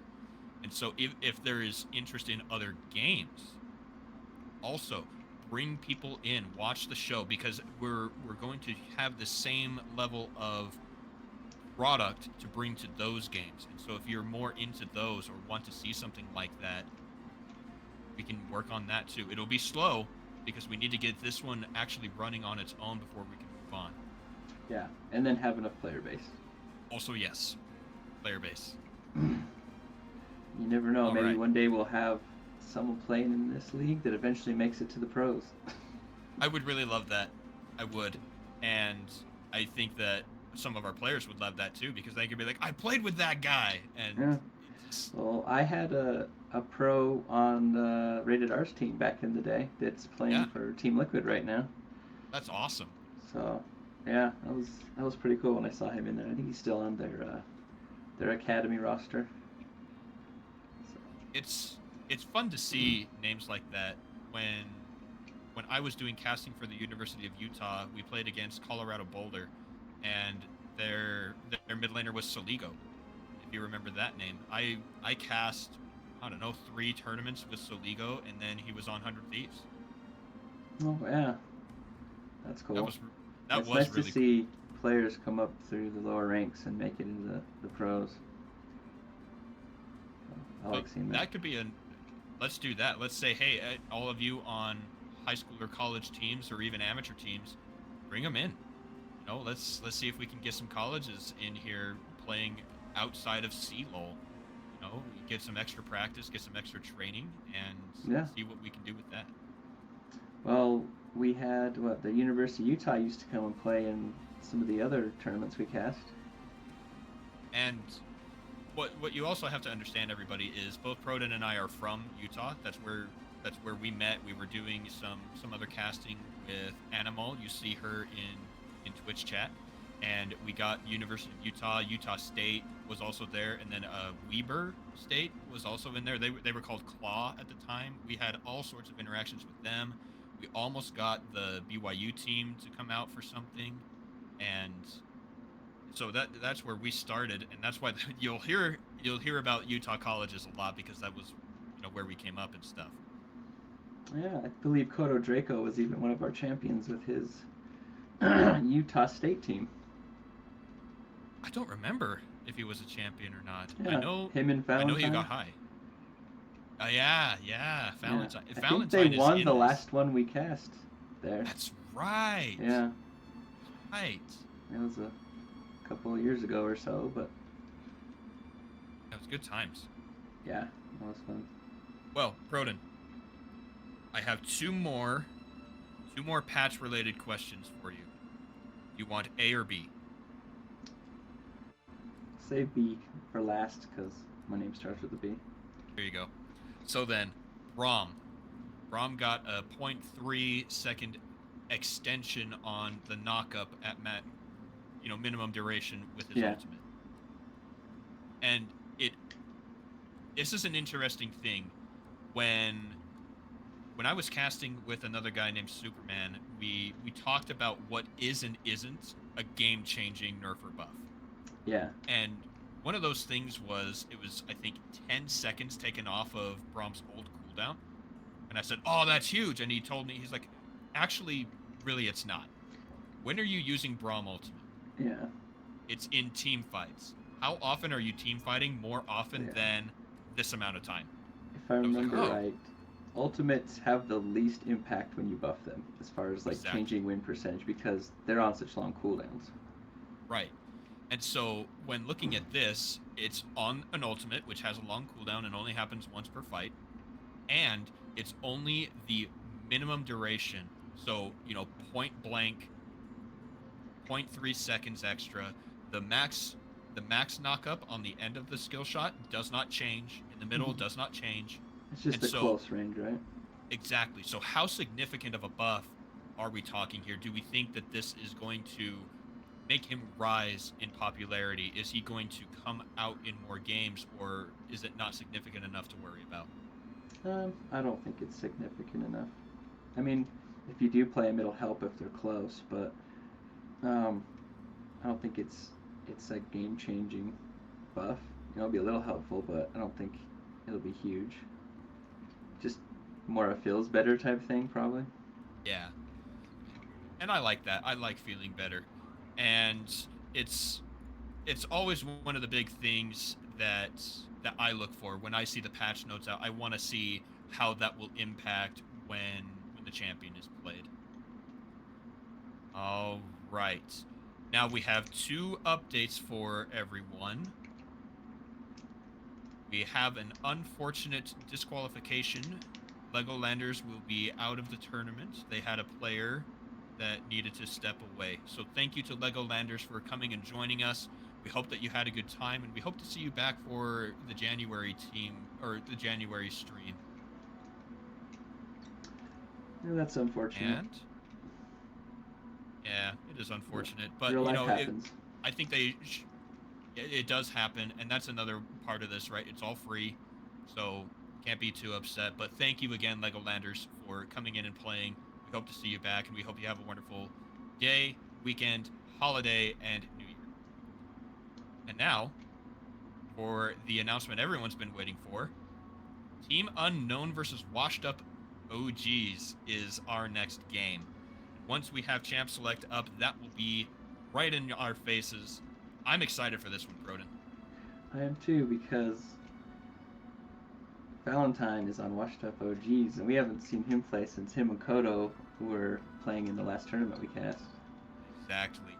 And I think both of these teams are undefeated at this point, if I'm not mistaken. Let me take a look here at our bracket.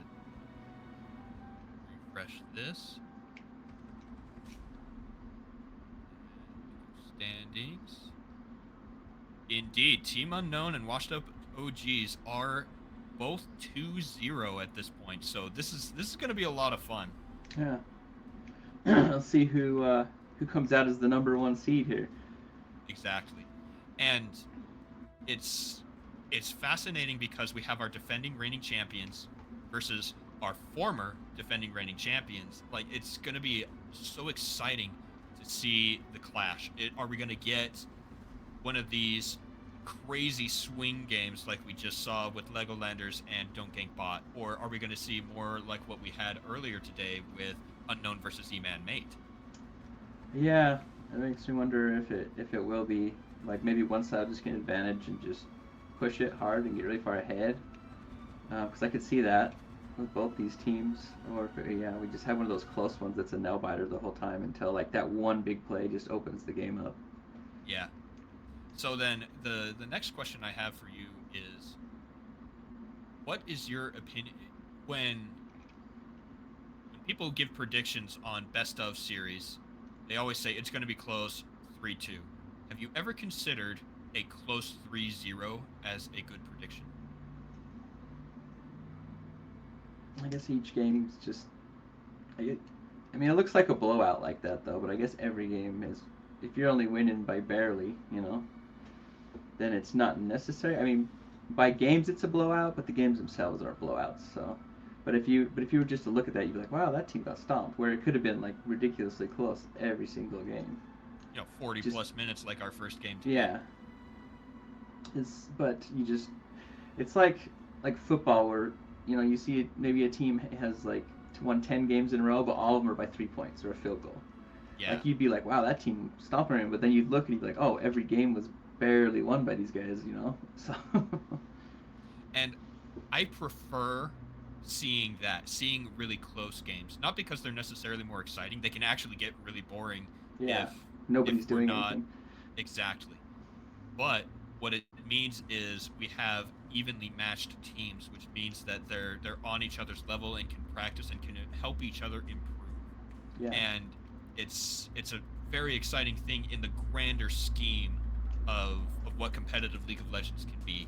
And so that's what I'm hoping for. And as we say it, we are into Champ Select. Your judgment is clouded. All right, looking at the names, we have Washed Up OGs on blue side on the left, and then Team Unknown red side on the right. And Tarek is banned. Yeah, get that Tarek out of here. Nobody wants to play against a good Tarek. Sharpening my feathers. Want to call out Brisbane11 in our Twitch chat. Stopped cleaning to watch this game, so thank you for that. Nice. Dedication right there.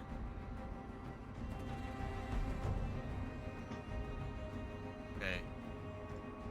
So I want to look here at my notes. I think there are a couple other champions that might need to be taken away here. We already see the Tarek. That was in my notes. I know that Team Unknown works with that really, really well.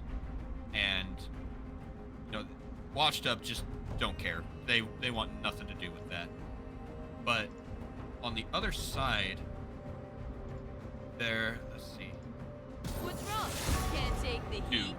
Two other champions I think that really should be banned. Emilio was actually one that I have for Unknown, that they shouldn't let them have it. Yeah, there's definitely that Emilio enthusiast on that team.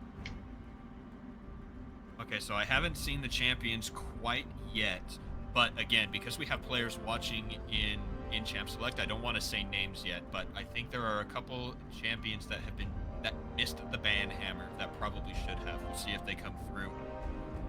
And the Silas still being banned. We got some really, really strong champions over there on the red side bans. Jinx. Yep, there it is. That was one that I thought really should have been banned. I really like Jinx. She's one of my favorite ADCs to play. I always enjoy seeing her in game. I'm with you. I think Jinx is a lot of fun. The Ashe answer, though, it's interesting. You have the wave clear with the volley, but again, just like last game, you're not going to be able to crit, so your actual damage output is going to be lower than the Jinx. Yeah, and Jinx scales a lot better into the late game because she gets like 700 range on her rockets, I think, and then just runs like crazy when she gets a kill, run you down. But Ashe can still do pretty good with the builds they've been doing. She'll put out respectable damage as long as she gets the items. I like the Malphite coming out for Bear. It worked out really well last time. It's interesting. I had that on my Team Unknown stuff, is to ban the Malphite, but I guess that these players are looking a little bit deeper than I was, and they know that Malphite does one thing. Or I guess two things. He soaks up a lot of damage, and he has an ultimate, and so they're willing to let that one go. But another champion I have underneath the washed up. I keep wanting to say GGs. The washed up OGs is Thresh. So we got Jinx and Thresh both on my list of champions I would have banned against them in Champions. Yeah, Thresher's really great when you have an immobile ADC like that, because you can get them out of trouble. You do an engage on them, pill farm really easy. So it's always nice to have that type of champion that can kind of do both.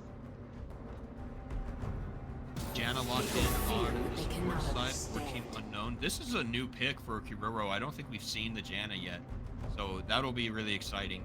I think it'll work well with the the disengage against the Shen and the Thresh, and combined with the Ash slow, they might be able to stop the Jinx from running for 8,000 miles. Yeah, Jen is always one of those champs that when you want to engage, she can always just stop you. You have she's got the tornado to knock you up. She's got the ultimate to knock you back. So she's really good at disengage and just peeling for her carry. And then she gets the heal for the team. So if you stand in there, you can all get healed back if you took a lot of damage at the start of a fight. Nico taken away. That was on my list. You got to be careful with that one. It was like 3rd or 4th most picked, but the win rate on it was like 70%. It was crazy.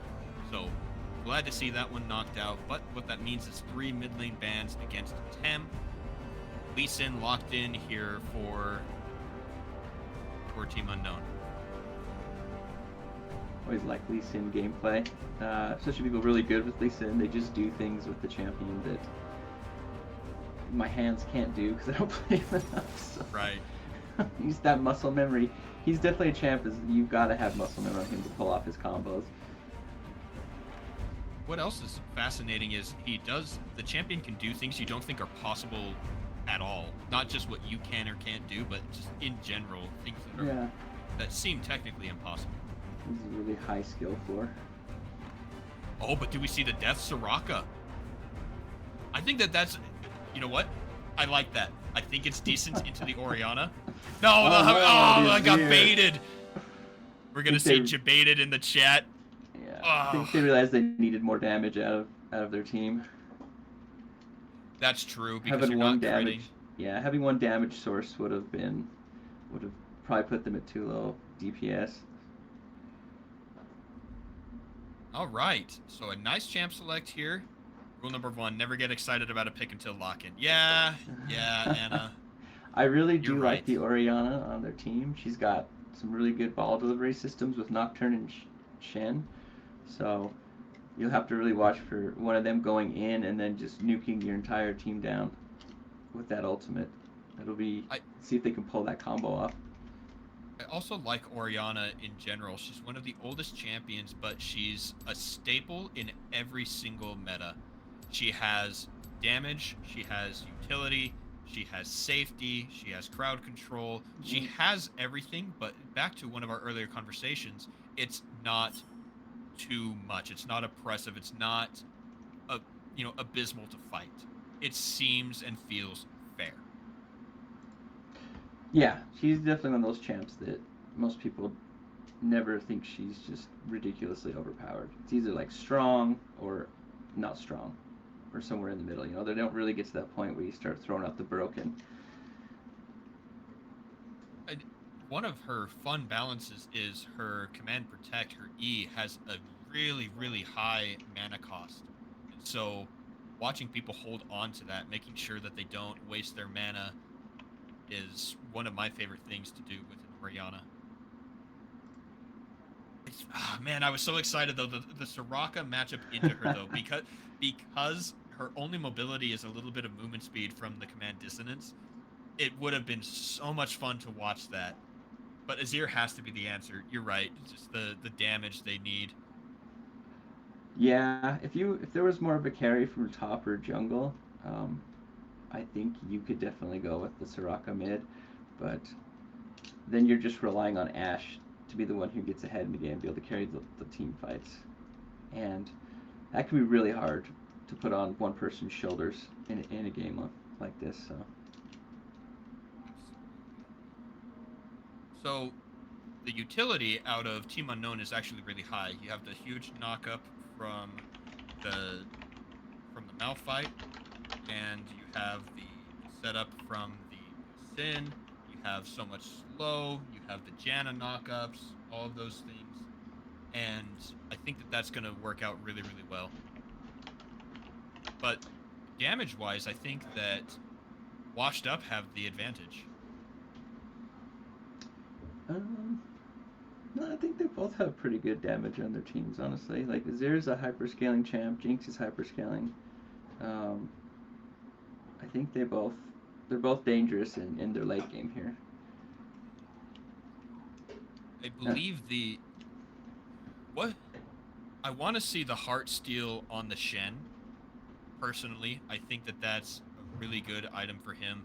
You know, he deals additional damage when he gets his Q based on his max health, and they don't really have a health shredding other than the Azir, of course, on their side.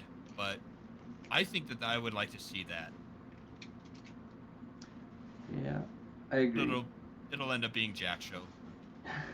Yeah, most likely. You don't really see you don't see Hearthstone built really in any type of competitive. I mean, maybe we'll get lucky and see that, but probably not. Yeah, probably not. But I like it. I think that the drafts are solid, right? One of the big things when playing competitive like this is you see much more thought put into the team compositions. When you're playing solo queue, it's just what do I play well, and the way these compositions were put together intrigues me and makes me very excited. Yeah, I think they're both really good. They both have really good utility. They both have engage, ways to peel. I think they have really well-rounded team comps, and they're definitely team fighting comps.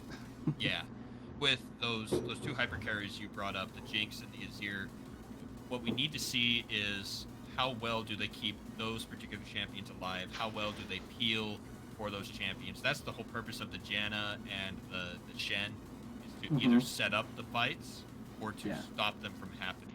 And I think we're going to see a pendulum / yo-yo of a game where one team will actually get the drop, and then a misengage will happen, and the re-engage will come from the other, and it's going to be a lot of fun.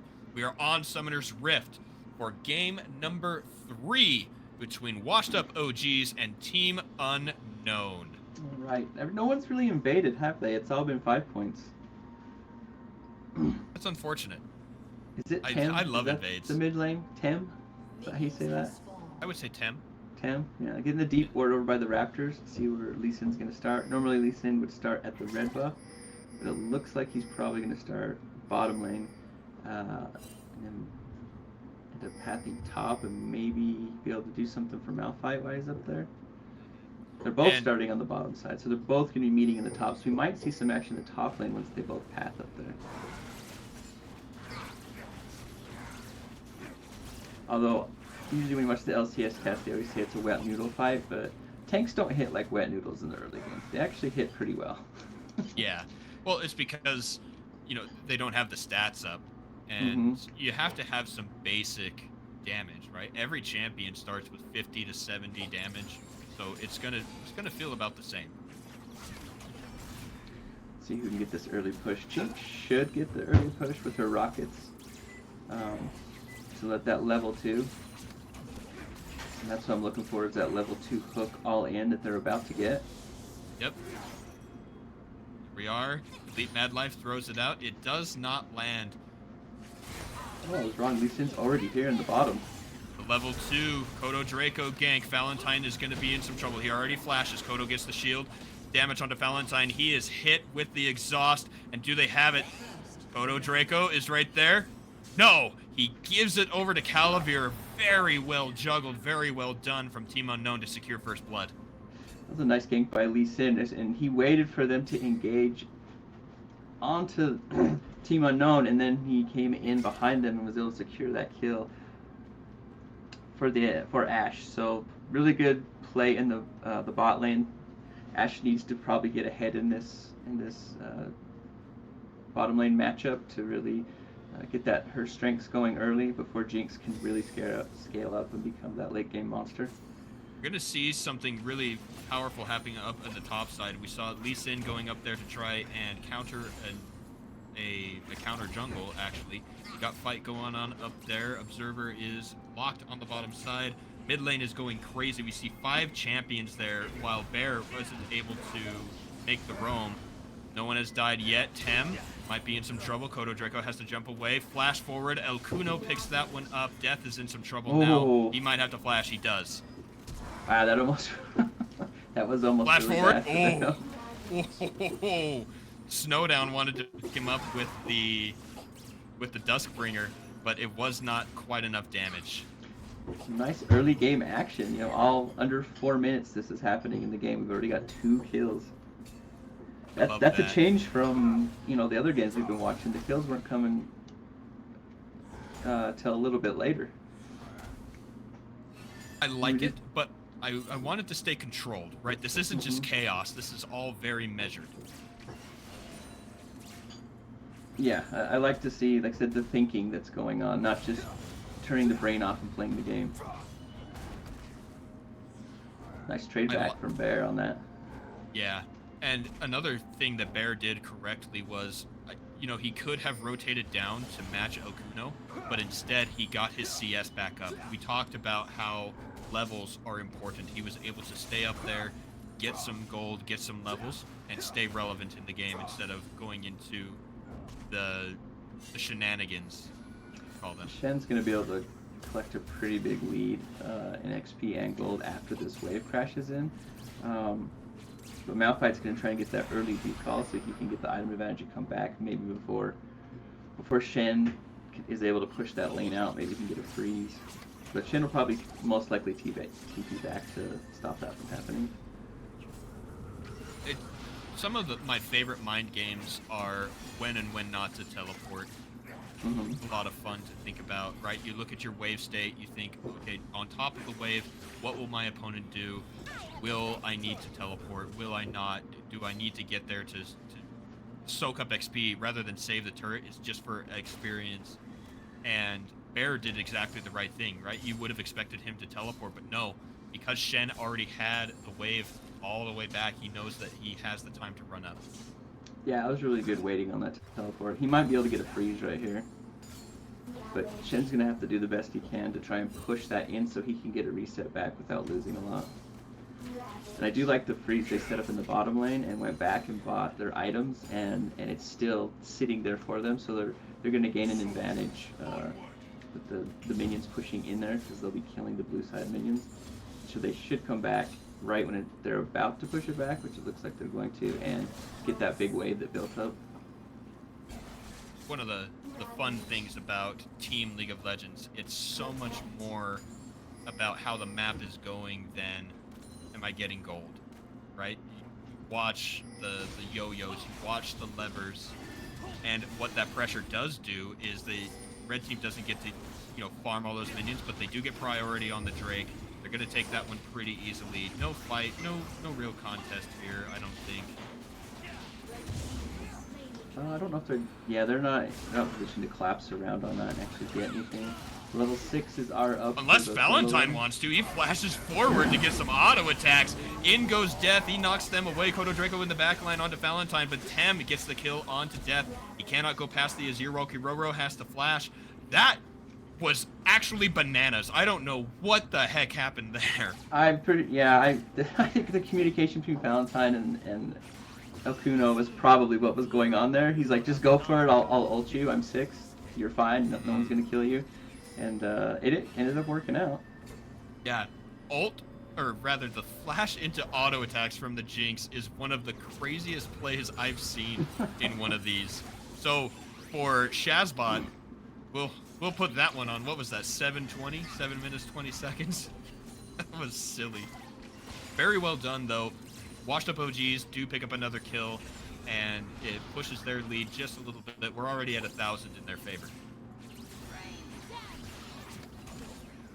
Yeah, really good play. I like the coordination with Shen ulting in, because normally that would just be death for Jinx, and that play would have been, you know, broke for them. Probably would have put Team Unknown, give them a nice lead, put the bottom lane down even a lot further. But the coordination with, you know, playing your team, you can make those type of plays where in solo queue you can't really do those because you don't know if your top laner has eyes on the map ever. So. And then you also know that your jungler, the moment he sees the flash for an auto, he's missing pinging you. Yes. Like, trust, bro. I've got this. We have a Shen. Yeah, great play. Map state, back to neutral. Got a little bit of counter jungling up on the top side, but it's just the Grump. Meanwhile, on the bottom, Snowdown is taking some Krugs, just farming away. He actually has a pretty big advantage when you think about jungle camps being 4 CS each. He's Mhm. got 2 full camps ahead of Kodo Draco's Lee Sin. Yeah, and they both have an assist, so Kodo or Showdown's probably been a little more efficient with what he's been doing it with his farming and getting that assist. So it's nice to see, Nocturne able to take advantage of that situation and get himself a little CS lead, and hopefully, maybe he can keep that up and keep pushing that lead, and then get that level 6, which he has, and get that first ult, which is so important for him. So back to your question from the last game. Lanes even, which they pretty much are. Where's that first Nocturne ult going? You could go mid because Orianna could set you up really well with an ult. Or you probably bottom or mid. That's where I would look. I probably wouldn't worry about top unless he was super overextended and maybe already ulted. Because Malphite can just ult out, right? Right. If you get onto him. So I'd probably look for something in the bottom, maybe like a Nocturne and Shen ult. So you Nocturne, ult, have Shen ult Nocturne, he goes in, and then you just bring your friend in. It's probably an insta kill on whoever you go on to. So Team Unknown rather needs Kiroro to get level 6 to be able to disengage that, because a nice Monsoon as the combo lands would do a lot of work to disengage that fight. And the only lane that's kind of pushed forward you could look for a gank is bottom lane right now. Mid's pretty even, bot is getting pushed in just a little bit, so maybe he'll path down there. Orianna is making the way down there. Lee Sin is down there too. This might be actually a really good time to pull the trigger on that. Shen's ultimate is available, and here we go. They are both cast. And first kill. Valentine gets the kill onto Calavir. Kiroro's in some trouble. He's trying to dodge out a little bit. Walks into some traps. Temp picks up that one. Wasn't even the Shen ultimate on that one. Yeah, they didn't even need Shen. I love it. Well played there. Oh, Shen went back. He was in the base. But this is plate money. Kodo wanted to pull the insec. Oh no. The spell shield stopped the kick. Oh, that feels so bad if you're Kodo Draco. Snowdown perfectly timing the spell shield. Very, very good. Now the Rift Herald is down here. They're going to secure some place to get some more Valentine money. This Jinx is going really, really hard. Oh no, I didn't get any of the gold. He wasn't close enough. But it's alright. Nocturne snowballs really well with the gold, so that'll probably help him get to his first item faster to be able to help push these lanes further ahead. Hey, I'm gonna say it. Either that's a Warmogs or a Heartsteel. But we have another fight here. Death is taking a lot of damage, has to flash away. Kiroro caught with the ultimate from the Orianna. Huge shield. That's the Shen ultimate. Washed up OGs does take the Drake. Kodo Draco goes down. In comes Malphite. He has that unstoppable force, but he has to walk away. Yeah, a little bit late on the TP there. Probably need to come in a little bit earlier so everyone, you get that good group of the carries and kind of knock them all up in the air. But I definitely think that would have changed the fight. If you look at some of the health bars, that Malphite ult during the start of the fight would have most likely changed the other direction to who won that fight. Absolutely. So it looks like the washed up OGs are not quite as washed up as their name suggests. They're playing very, very well. We got a 3,500 gold lead, 5 kills in their favor. Looking pretty good for the blue side. Yeah, and Jinx has a nice CS lead plus an extra kill and 3 assists, so she is doing a lot of work right now. Went for the boots first, so didn't get a lot of extra damage, but the attack speed will help and the movement speed, so maybe get a couple more plates, go back and start working on finishing that first item. Speaking of first item, I want to draw attention to Shen. And Ladies and gentlemen, I am a prophet. Nice. And mid, yeah, we've got three items online right now on washed up OGs, so they definitely have power spike first and early. They could probably force any fight they really want right now and win it as long as they position right. So they should try to use this and just snowball, bot lane some more or mid, because you can go either one. Shen's going to be fine up top. He doesn't really need any help. He's too tanky at this point. But definitely want to push that probably bot lane lead more so Jinx can just roll this game over. Absolutely. And especially with the ability for Shen to just join at a moment's notice, it's great to see him being that tanky, trying to set up those extra damage, because that's one of the big things as a tank, right? You need to be more than just stats in the way. Yeah, you need to absorb the damage so while your carries are pumping out more damage. If you're too squishy... Valentine might be in some trouble. Grabs do stop the engage. Teleport is interrupted, but that cost Bear his ultimate.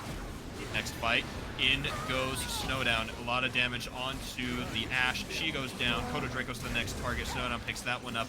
Will we see the triple? That is it. Snowdown picks up 3 in the bottom side with a nice ultimate. Yeah, they're definitely putting all their eggs into this bottom lane here, and just everyone's getting fed now. Now the jungler's super far ahead. Every lane is winning.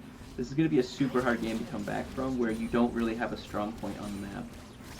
I think Don't Gank Bot has something to say about the positioning of the ganks this game.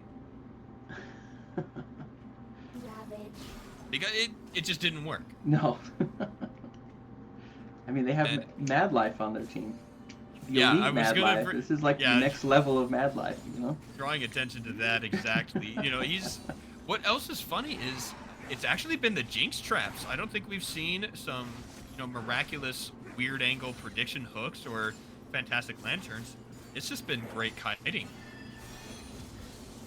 Yeah, and good target focus too, to make sure they get down the target they're going after and not splitting their damage up. 9-1 the kill spread now, with that bottom lane turret also taken. And I like this rotation. You put your bot lane in the middle, where you can take the next turret. You can really get your presence out on the map a little bit more. I don't think you can fight for this. You just don't have the numbers right now. You have to let it go. Yeah. Rift Herald secured for washed up OGs. I think you just pound it in the middle. You have 4 champions right there. You don't have plates like we've already discussed earlier in the series, but it's a good place to open up the map. You're already putting your fed bot lane there. It just makes sense to me. Yeah. You want to rotate Jinx around and take every tower. Take mid, then rotate top. Just get all those outers gone so you can get that map control, and it'll make it easier to get any of the objectives once you get those first towers down. And I like rotating to mid first. Sometimes you would go up to the top and open up those avenues, but when you're looking at bot and mid, it surrounds the Drake. And so if you have both of those turrets down, that gives you access to that section of the jungle to get more frequent advantages and vision down. The Team Unknown, look, they've got some ward control in there already. Then they backed out. I don't think they should have stayed there and controlled the area, but they had some off bath timings for this dragon, so nobody's really coming in together. We do have the TP from Malphite, right on the Jinx trap. He is going to get rooted low onto Mad Life. Do we see the engage here? Bear is in the front lines. He has ultimate available. He has flash. Lee Sin goes in. Nocturne ults to try and confuse everybody. It lasts for a long time now after his most recent change. Who picks up the Drake? Shen ulting in. Bear low. Hasn't used the ultimate yet. Do we see the re-engage? Snowdown does die. Death picks that one up. Bear is still alive. Has to use that ultimate. Doesn't get a chance. Valentine cuts him down. Kiroro goes down. Huge ultimate from Tem. Flash from Calavir trying to get one. It isn't enough, and it's a 1-for-5 trade. Huge for washed up OGs. The ace at the Drake. And the Orianna ultimate was huge. Just chunked them all down to where it was pretty much one auto kill. Cleaned up the fight really good right there. They played that really well, kiting back, CCing. Malphite's ult didn't really get to change the fight on that. I don't think he used it because he got CC'd so much and then just burst out. He's not super tanky yet. You got to pull the trigger probably a little quicker on that one because when he got hooked and pulled in, and then they're just doing all that damage. So either you got to get in there and try to hit that back line and do that damage, or you got to back up and let them have the Drake at that point in time. I think one of the big flaws in Malphite play is choosing when to ult, because there's criticism either way. Oh, why'd you only ult one person? Or, oh, why didn't you cast it? Because there wasn't a group, right? And so I think that Bear fell into that trap. If he had jumped in and helped secure the one kill, it could have changed the tide, right? It's a mental thing. Yeah, and you might also die as well, but maybe you CC that backline enough where you get the dragon and then your team disengages and no one else dies, too. Like, maybe you're the only one that dies, and that's not bad at that point. And so your team did secure the dragon, so I guess it was worth it.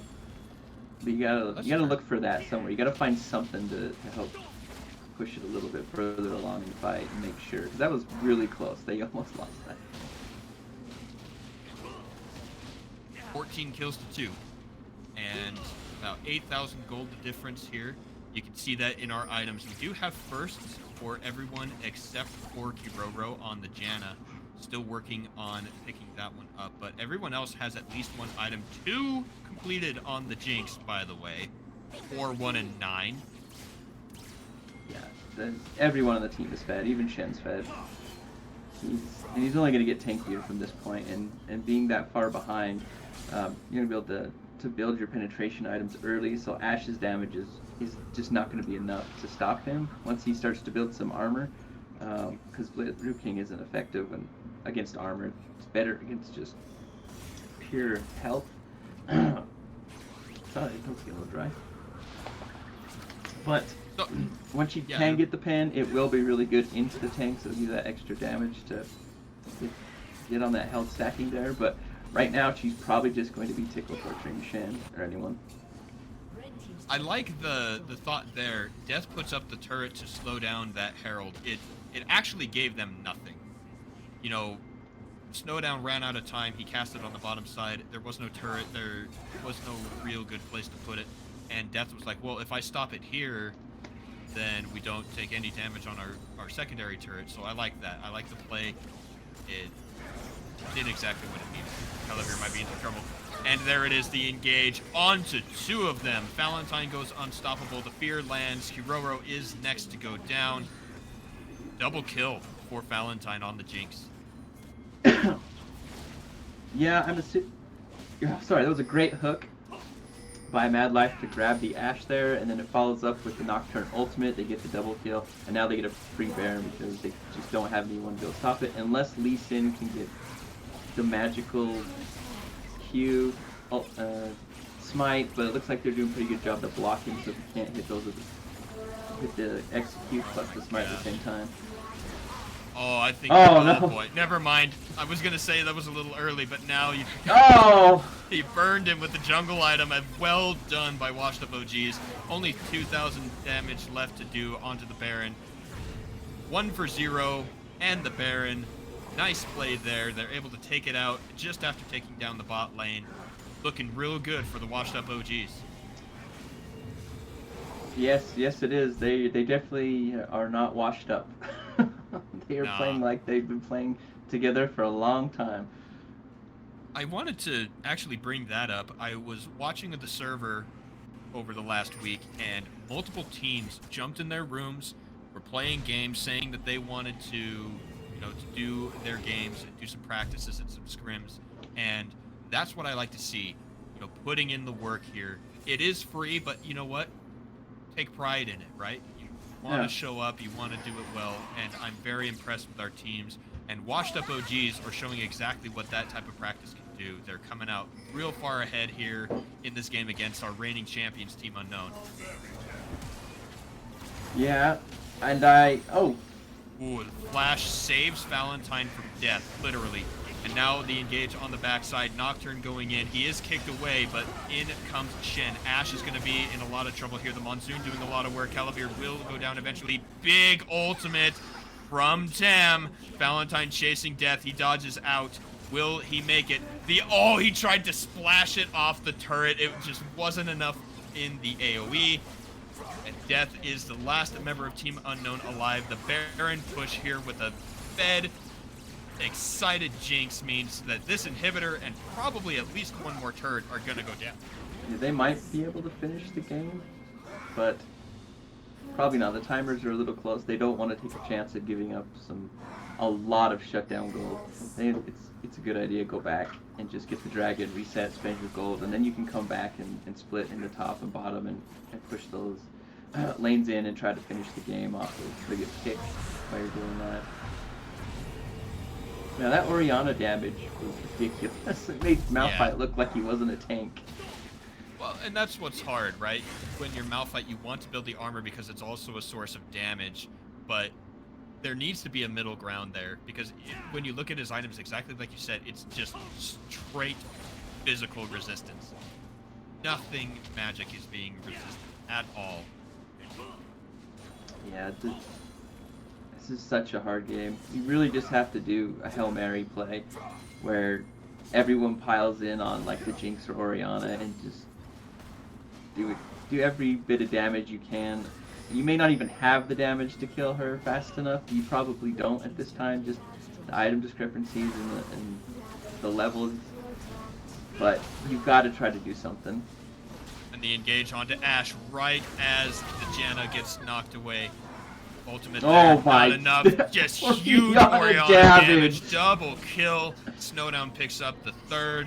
He's on a rampage. Death is running for the hills. He's going to summon up the Sun Disc, but I don't know that that's going to do a whole lot. They're just going to run right over that. Top lane Bear is trying to deal with El Kuno, but it's not enough. You have an excited Jinx again on the side of the washed up OGs. At least one turret's going down here. Yeah, that's probably going to be the end of the game right here. Valentine jumping in, gets hit with the Sand Soldiers. Legendary Orianna. Tem helps that one. In goes Bear. He gets stunned right as the Unstoppable Force goes down, and that is going to be the end of the game. Washed up OGs take down Team Unknown and do it in style. Wow. What a game. That was a lot more explosive than I thought it was going to be. Like, they snowballed that lead so hard. I didn't see it coming like that. I thought it would be more of a fight, but when they got that lead, they really pushed it. Yeah, but it's very similar to our game number 2, right? The early parts of the game were looking very, very even, and then just out of nowhere, one play, and it's out of control. Yeah, it's nice to see that the teams know how to they get a small lead, and they know how to rip it right wide open and just take the whole thing. Looking really good. Washed up OGs, 3-0. And, you know, Team Unknown taking their first loss since our last tournament. Yeah. See how they bounce back. You know, if that gets to them, if they just shrug it off and just say it's one game, it doesn't matter, we'll win the next one. Exactly. And I know that they're strong in that way, in their mental, because of the way everything happened in our last tournament. So, congratulations to Washed Up OGs, and GG to Team Unknown. We are going to take another break, everybody. We're getting close to the end here, getting ready to set up some finals, but we will be back in just a few minutes to get everything underway with our next game.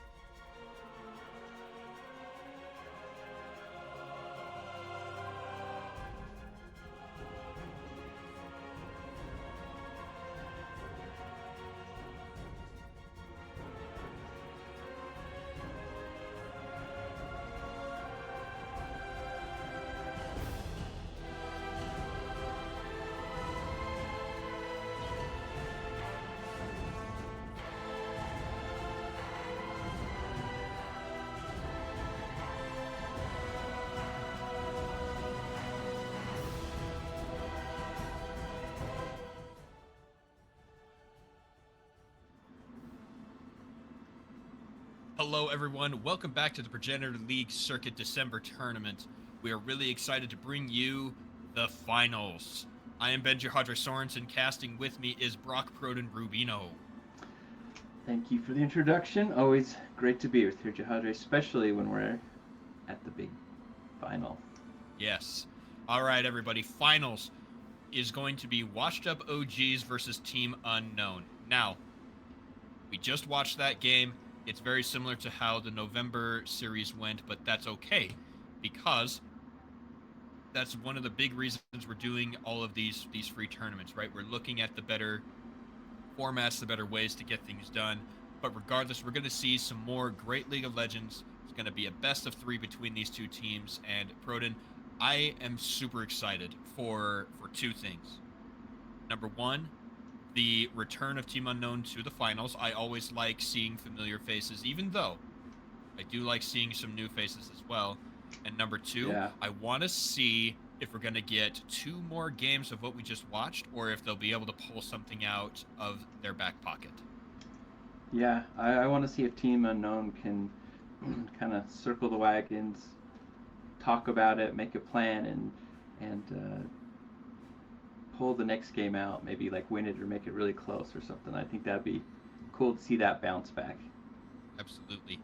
But going back to a discussion we had in Champ Select, I really think the Jinx needs to be banned against Valentine. Regardless of anything else, that it was just a silly show that he ran, just running that game at his every whim.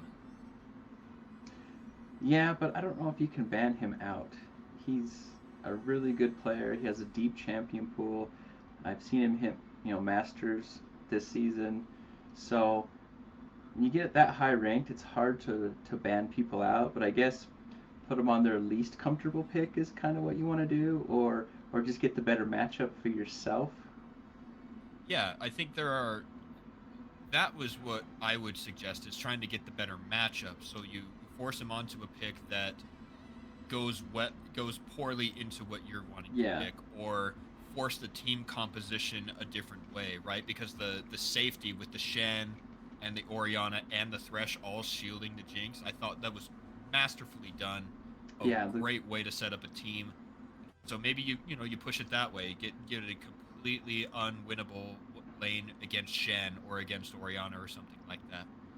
But on the positives for Washed Up OGs, I think they just need to keep on going with their plan, right? They had a formula, they stuck to it, it worked, and we got the Heartsteel Shen. I will never not be happy about that. I thought it was so fun to see that. He stacked it maybe 3-4 times, but it's not the point. The point is he got it. Yes, it's always nice to see that, because the item is really good if you can get some stacks on it, And it's just, if you can't get stacked, it's not a great item. Where it's safer to go with Jack Show because you don't have to stack anything. It works, with what it has when you get it. But I do like the item, especially if you're snowballing top. If you're on a pick that's ahead, you can. Like I had a Scion game where I snowballed through top, and I had a Yasuo fight me like in the mid game, and I had gotten so many stacks. I took half his life in my first auto on it, and then I killed him. So yeah, it's really good, especially if you're snowballing, because the higher stacks you get, the more damage it'll do. It's really good. Not so good from behind, but really good from ahead. Exactly. So here's what I want to see. I know that we've had players in the Twitch chat. They've been watching and reading and all of that. I want to see what the other teams have predicted for this finals. You and I will eventually go over how we think the best of 3 is going to go, but I want to get us started by asking our other teams, Eman Mate and Don't Gank Bot, Legolanders if they're still around, and Walla Bismillah. I apologize, Wallahi. If you guys are still in the chat, let us know who you think is going to win out in this best of 3, and then Proden, you and I are going to talk about what we think. We still have at least 2 games to see. What do you got? I think Team Unknown has to get this next win. Momentum's a really big thing in League. And you've got to keep that momentum. I think if Washed Up OGs wins the next game, that might carry too much momentum over to that second game in the series. So I think you've got to get a win as Team Unknown. You got to put together a strategy or a comp that can really benefit your play style. And Your commands tire me! What impact do you think side selection has on that? I don't know. I guess You can't cage me for long. it's hard to say, like, because when you're playing these type of tournaments, there's not necessarily like a meta that forms like in pro play, where there starts to be like Your these judgment power is picks that clouded. stand out that everyone Seek wants, and so clarity. being first pick on one side means you get the first power pick. So I'm not sure how much it comes into play in the Ah, style of the come on. tournament. What's the worst Um, that could happen? I just can't really say what the bearing would be. Like, there's not enough Can't take time the to heat. develop the tournament meta, if you know what I'm saying. Yeah, for sure. Well, we got the Jinx ban. I think that that's legitimate. Everything else is similar to the last game, or at least, reflective of the last game. I think, Mhm. if I remember right, Washed Up OGs on the red side were able to ban those same 3. Nocturne and the Jinx joining, but now we got a nice steal, taking the Rakan away from Kiroro and then locking in Viego. It's been a while since we've seen a Viego. I'd like to see Kodo on something more that's going to be a little easier to execute.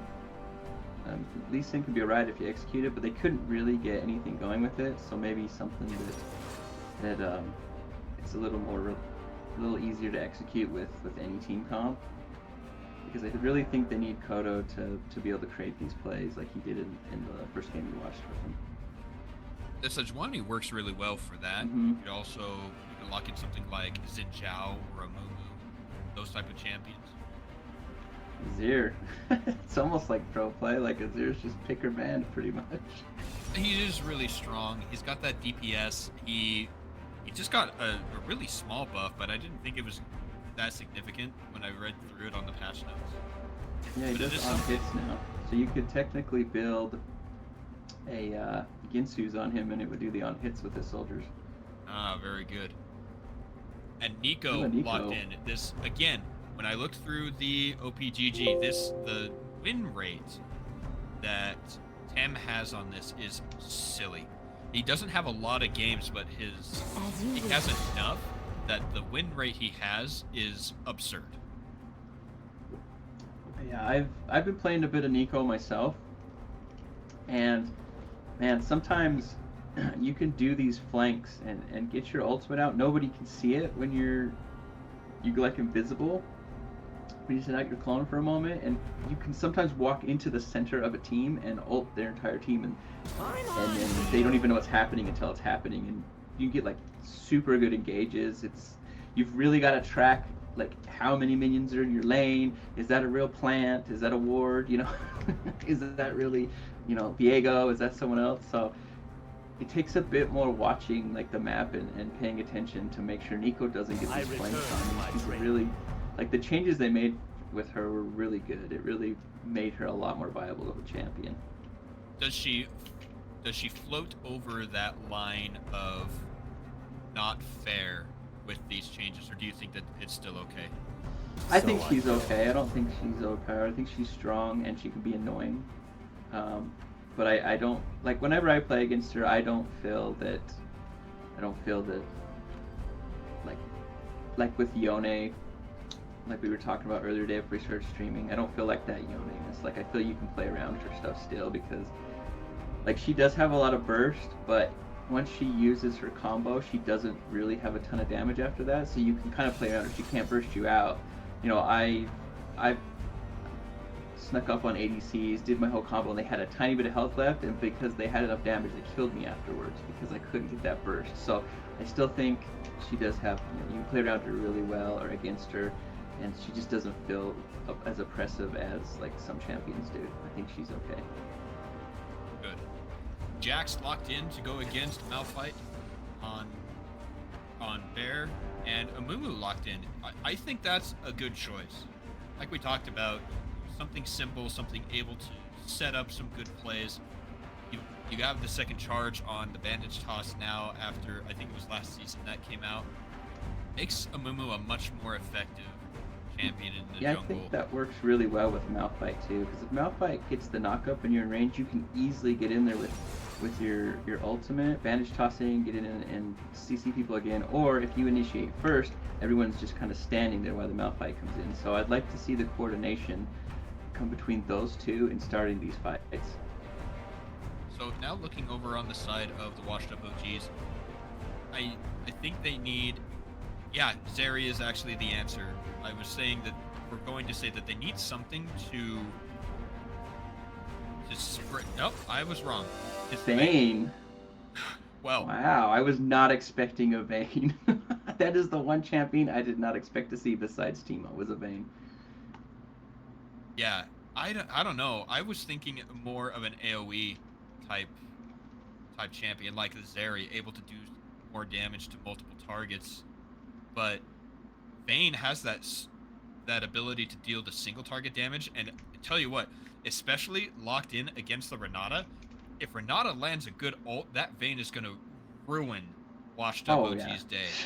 She pills through her own team. That would be super tough. I'm excited to see this matchup, though. This is going to be an interesting bot lane matchup. One of the other things I was thinking while we were locking in is we have a double hyper carry setup on Team Unknown. Azir and Xayah, both of them later in the game have such high attack speed, and building the on hit and such, just they will rip through anything. Vayne will be similar, but she's the only one. Yeah. Right? You need to build durable on the Jax instead of straight damage. Viego, very similar. You typically go with the Sterix Gauge and the Divine Sunderer. You're not going to be this hyper carry, super attack speed, ruin everything type of champion. And so that's why I think the Zeri could have been better, because she has more avenues for damage. While it's not as high as a Vayne's single target, it's just overall I think it's better. Well, she can burst with the pulling her feathers back, and she could root an entire team, which can leave you open to like Azir attacking, Amumu CCing you. I mean, there's a lot of stuff that both these teams can do. You got the Nico ults, you got Jax coming in, CCing everyone, Rakan, and then you got Renata laying her ult across, Azir knocking people around, Amumu Malphite coming in. So this is going to be probably a pretty explosive match. So I do want to follow up on our call out to Twitch chat. Eman Mate had their vote. It says, quote, "I hope Unknown wins. They beat us enough that my pride is on the line," end quote. I like that. We're starting to get some rivalries here within the PLC. Yeah. That's fun. I enjoy having those little, look deals. at that. Hey, now that looks fancy. Yeah. Thank you, production. I like this. Better watch out. LCS is gonna steal admin from us. He keeps doing all this nice stuff. And just real quick, because you brought it up, everyone in the chat, let's get some hands and claps for admin running our show in the background. It's amazing. Does Admin's so much great. good work. He is great. I like this view. I like this view a lot. I do too. It helps us see where everything is. And I like our logo there in the center. It's a little bit more clear about what team is where and who they are, because we have that silly spectator bug where it always blanks out the names of the red team. It drives me nuts. Yeah, and when you're in tournament style, it shouldn't do that.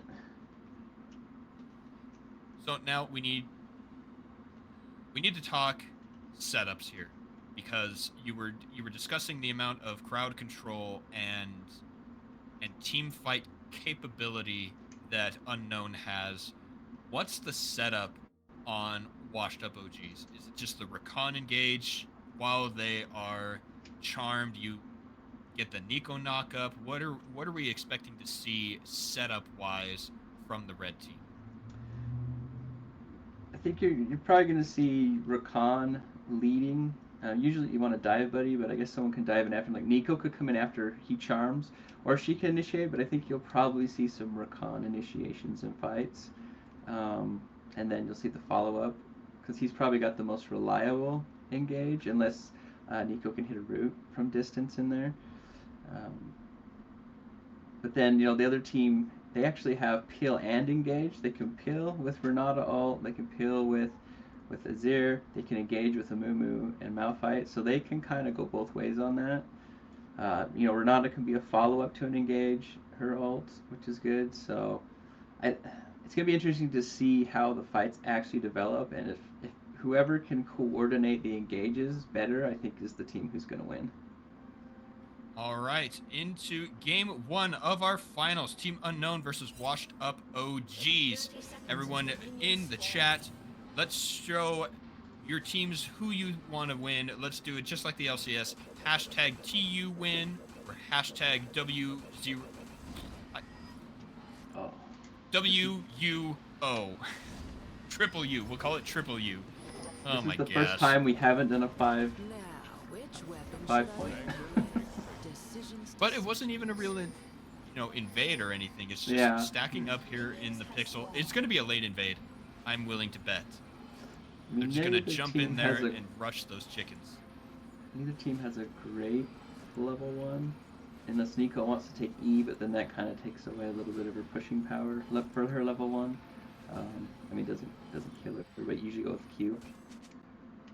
Oh, they are late invading. Do we have wards? Are we going to see? Oh no, nobody knows. The sweeper. Who's going to tell him? Valentine in the front line. They drop the ward. No one takes Oh, she did down. start with the E. And there's the jump. There's the knockup. Kodo's going to try and do something. Flash after the ignite is down. First blood and on Valentine's vein. That is the person you did not want to have first blood on this entire team was Vayne. You do not want that. Oh, it's a catastrophe, but it's exactly what we like to see here. Sacrificing your early game, death, gonna flash. Snowdown did a great job waiting for the flash to come out. But Kodo Draco is here. Level 1 versus level 1. Do they have the damage to get onto Snowdown? Flash forward from Tem. Flash away from Kodo Draco. This is the early game we've been missing, Broden. Oh man, Kodo is gonna be put so far behind now. I don't even know what he's gonna do. He's gonna die. Yes, flash forward, Snowdown with the red buff. He's gonna do it. Stacks up the Conqueror even, and he goes in. He's gonna start stealing camps. Death gonna make it even XP worse. As well. Like you can't really leave at this point. If you don't get a kill, you're gonna lose so much XP in the mid lane now. Oh, is he gonna get another one? I don't know. He just lost. That wave is pushing away. He's losing a ton of XP. Oh my gosh, I think he might just pick up another one. Goes underneath the turret. Nope, he is going to be shut down. Oh! Oh, whoa! Oh my goodness, it was so close. Oh, okay, recomposing here. I don't know what to do with those types of situations. That was just silly. I mean, he had to have that kill. I mean, he's going to be catching this wave as it pushes in, but he's still behind right now. Unless he can, get a lot of this. That is... Oh no, it's shooting! Turret shots with the red buff, too. That's going to force Tem to go back. Oh man, this game is crazy at the start. But again, I don't think that we have broken past the controlled chaos that we've discussed, you and I. Yeah. But, oh man, Azir lost so much CS. Waves. I mean, he had to get that kill for it to be worth, and I'm still not sure if it was necessarily worth. Well, with the shutdown and getting the red buff, I think it's okay. Oh, but there's the sneaky Tem coming in as a minion right as the wave crashes. Yeah, the amount of tension you have to pay attention to with her is, it's just, you're not used to watching for minions coming to get you. So, I've done the same thing to people where I walk from this out of the lane, I walk into the lane with a minion and they're just standing there, don't even know I'm there, and you just chunk them out, big time. There was level 1 Bidoof in the chat said that he likes to go crit Nico and just auto attack as a caster minion and blow people up. I've seen that one, that's funny. People don't even realize they're being blown up by a minion or something. I think it's hilarious. All right, so more Nico to come, but more League of Legends as a whole. We are in game number 1 of our finals. Kodo jumps in. He's able to get the first stun. Do they track the correct Nico? They do, but it doesn't matter. They don't have the damage. There was no follow-up. He was too far back. And bot lane has a pretty significant CS lead by now as well, 40-25. Yeah, they're both all the lanes are behind in CS and XP. They're Even getting Proxy up on the top. Yeah, I mean, what do? You can't. Malphite can't stop him from doing that, and and it's just gonna force Malphite to stay at his turret, or he's gonna lose. Oh, he might have made a mistake walking back up there like that. El Kuno's in some trouble. Bear just needs to wait for the cooldown. Oh, the flash was early. El Kuno makes it out by the skin of his teeth. Oh, yeah, he almost had that. That's too bad he missed. But he did miss a lot of XP and CS at the tower. It doesn't hurt Jax for what he just did because he already got everything and he gets to just walk back for free. Probably doesn't need to use his teleport.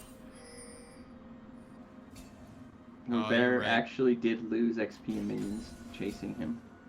That's what's so hard about it is if somebody's proxying you like that, if you leave and you don't kill them or get them, you lose so much.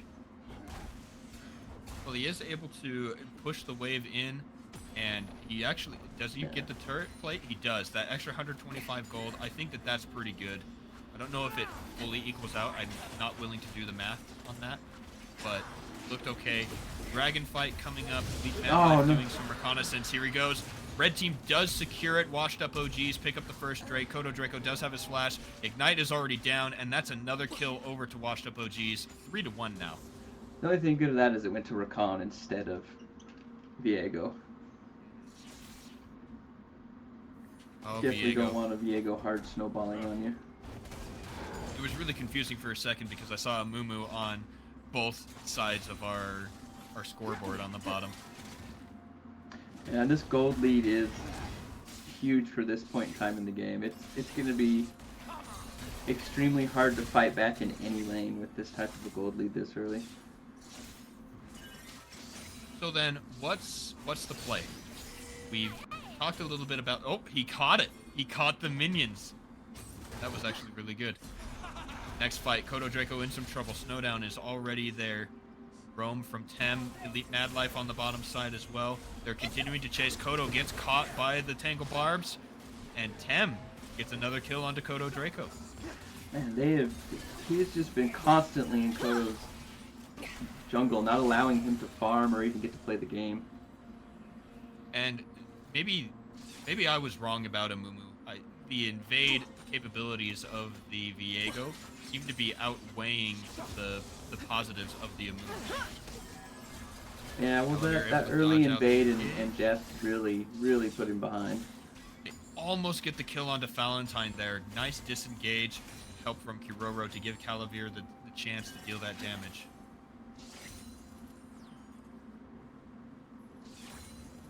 Level 6 on Calavir. Almost level 6 on everyone else down there. Then we might actually see something happen once the supports hit level 6.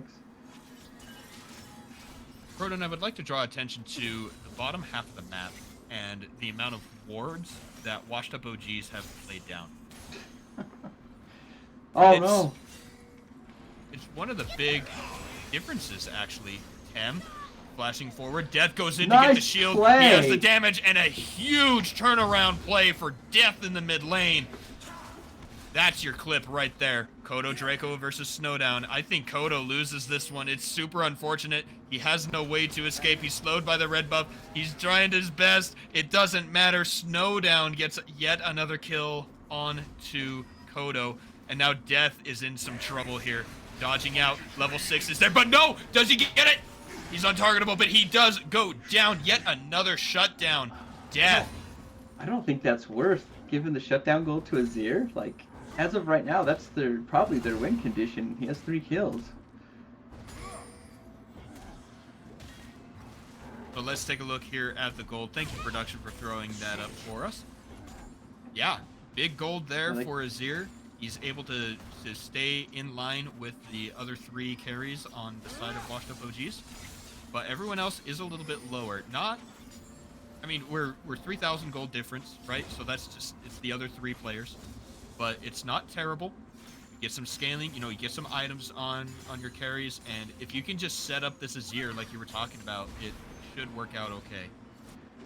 Yeah, Amumu's level 6 now, so he might be able to actually make a play. Kodo can find a good bandage toss onto like one of the carries. He might be able to just blow him up, layer that CC, try and open up another lane to get ahead. One of the other things that even in their last game, Washed Up OGs have just been able to find a spot, light it up with wards, and then play around it. And might be in some trouble as the first bandage toss. Nice juke downward. Do we see the second? We don't. You don't want to engage into the dark down there. You see that Washed Up OGs has the push on the bottom side. It just wouldn't have worked out well for them. I liked the how Tom went the opposite direction from the tower, because you've got to play mind games when you're using your clone like that, and that was a good mind game right there, because they kind of hesitated on which one to go for, so Tom was able to get away. Mind games with Fiora riposts, mind games with eco clones. We're getting a lot of entertaining League of Legends today. Here we go. 3.4k is the top that we've seen. Ooh, Tem gets the root. Not enough damage to kill Death. But still looking very good for this Neeko. Out of mana, though. Probably won't be able to land another combo. But it does have the pressure enough to keep Death away from interrupting this Rift Herald. Yeah, it's a free Rift Herald. No one's going to be able to stop that one. They're too far behind to really contest it. And they did it on a ward, and as you can see, no one even bothered to go up there because they would just lose the fight, and then it would be even worse. They'd probably take 2 towers with the Rift Herald. I'd like them to use the Rift Herald before the plates go down. I know we've seen some today. No, of course that's a given. I'll get them using right there, because we saw some today where there was no plates taken with them, and so. Well, that just might be the whole first turret.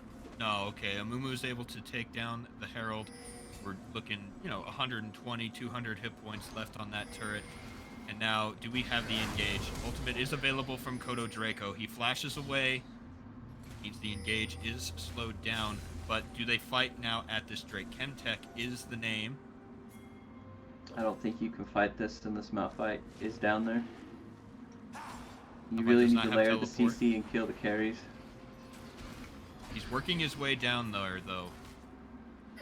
Snowdown might be in some trouble. He has flash if he needs it. El Kuno teleporting in. This is what you were talking about. You need those top laners in. Kodo Draco trying to find a good setup. He curses up Sad Mummy, goes in, and there's the Renata ultimate. Huge damage. Valentine just killed 2 of his team, and he is ignited, dealing a lot of damage back. Calavir jumps forward, throws out the quills, and he picks it up. Huge swing for Team Unknown. A 1-for-3 trade, and they will pick up the Drake. That was a beautiful ultimate by Kodo Draco. That set up that whole fight and pretty much killed 2 carries almost instantly with all the damage they were layering across there. That's exactly what I wanted to see. Oh, but another fight up on the top side. Tem sneaks in. Gets that Pop Blossom to take down Death. It's still Wild worth Neeko it. appears. Very effective. But again, the swing there, they were able to take down the, what's it called? The Viego. They were able to get some kills and pressure. They were getting themselves an advantage. They're still down in gold, but it's not nearly as bad. Tem might be getting the kill here on Bear. He has all armor again, and there it is. Tem is able to take him down, and suddenly the play wasn't so worth. I don't think Bear respected the damage that Neeko does at this point in time with the lead. She's gotten over him. Well, not over him, but she does have a lead over the top lane as far as gold and items. So, and you got to respect that. Neeko's can do a bunch of burst damage to you when you have no magic resist. You don't even have a first item. She's level 11, about to hit level 12. She's probably, you can't give her free gold like that. You need to make sure you're around for the team right now, because if you're around now, you could do a nice ultimate into them and probably get some kills in the mid lane. But you know, when you kind of throw your life away needlessly like that, you really slow down your team's momentum when you're trying to make progress. Here's another fight. Snowdown and Mad Life going against Kiroro and Koto Draco. Nice! Nice juke there, but the charm comes in. Ooh, but he goes into the stopwatch. Death is here. Pop Blossom is popped underneath the Azir turret. Koto Draco gets the bailout, but it is not enough. Two of them go down. Death trying to deal the damage he can. Calavir from behind gets the kill. Almost picks up the kill onto Snowdown. El Kuno on the top side gets the kill onto Bear, and that was looking close, but washed up OGs just come out ahead again. Yeah, Nico came in invisible and got that knock up in CC on them all, and then they just immediately turned around and killed pretty much everybody on Team Unknown.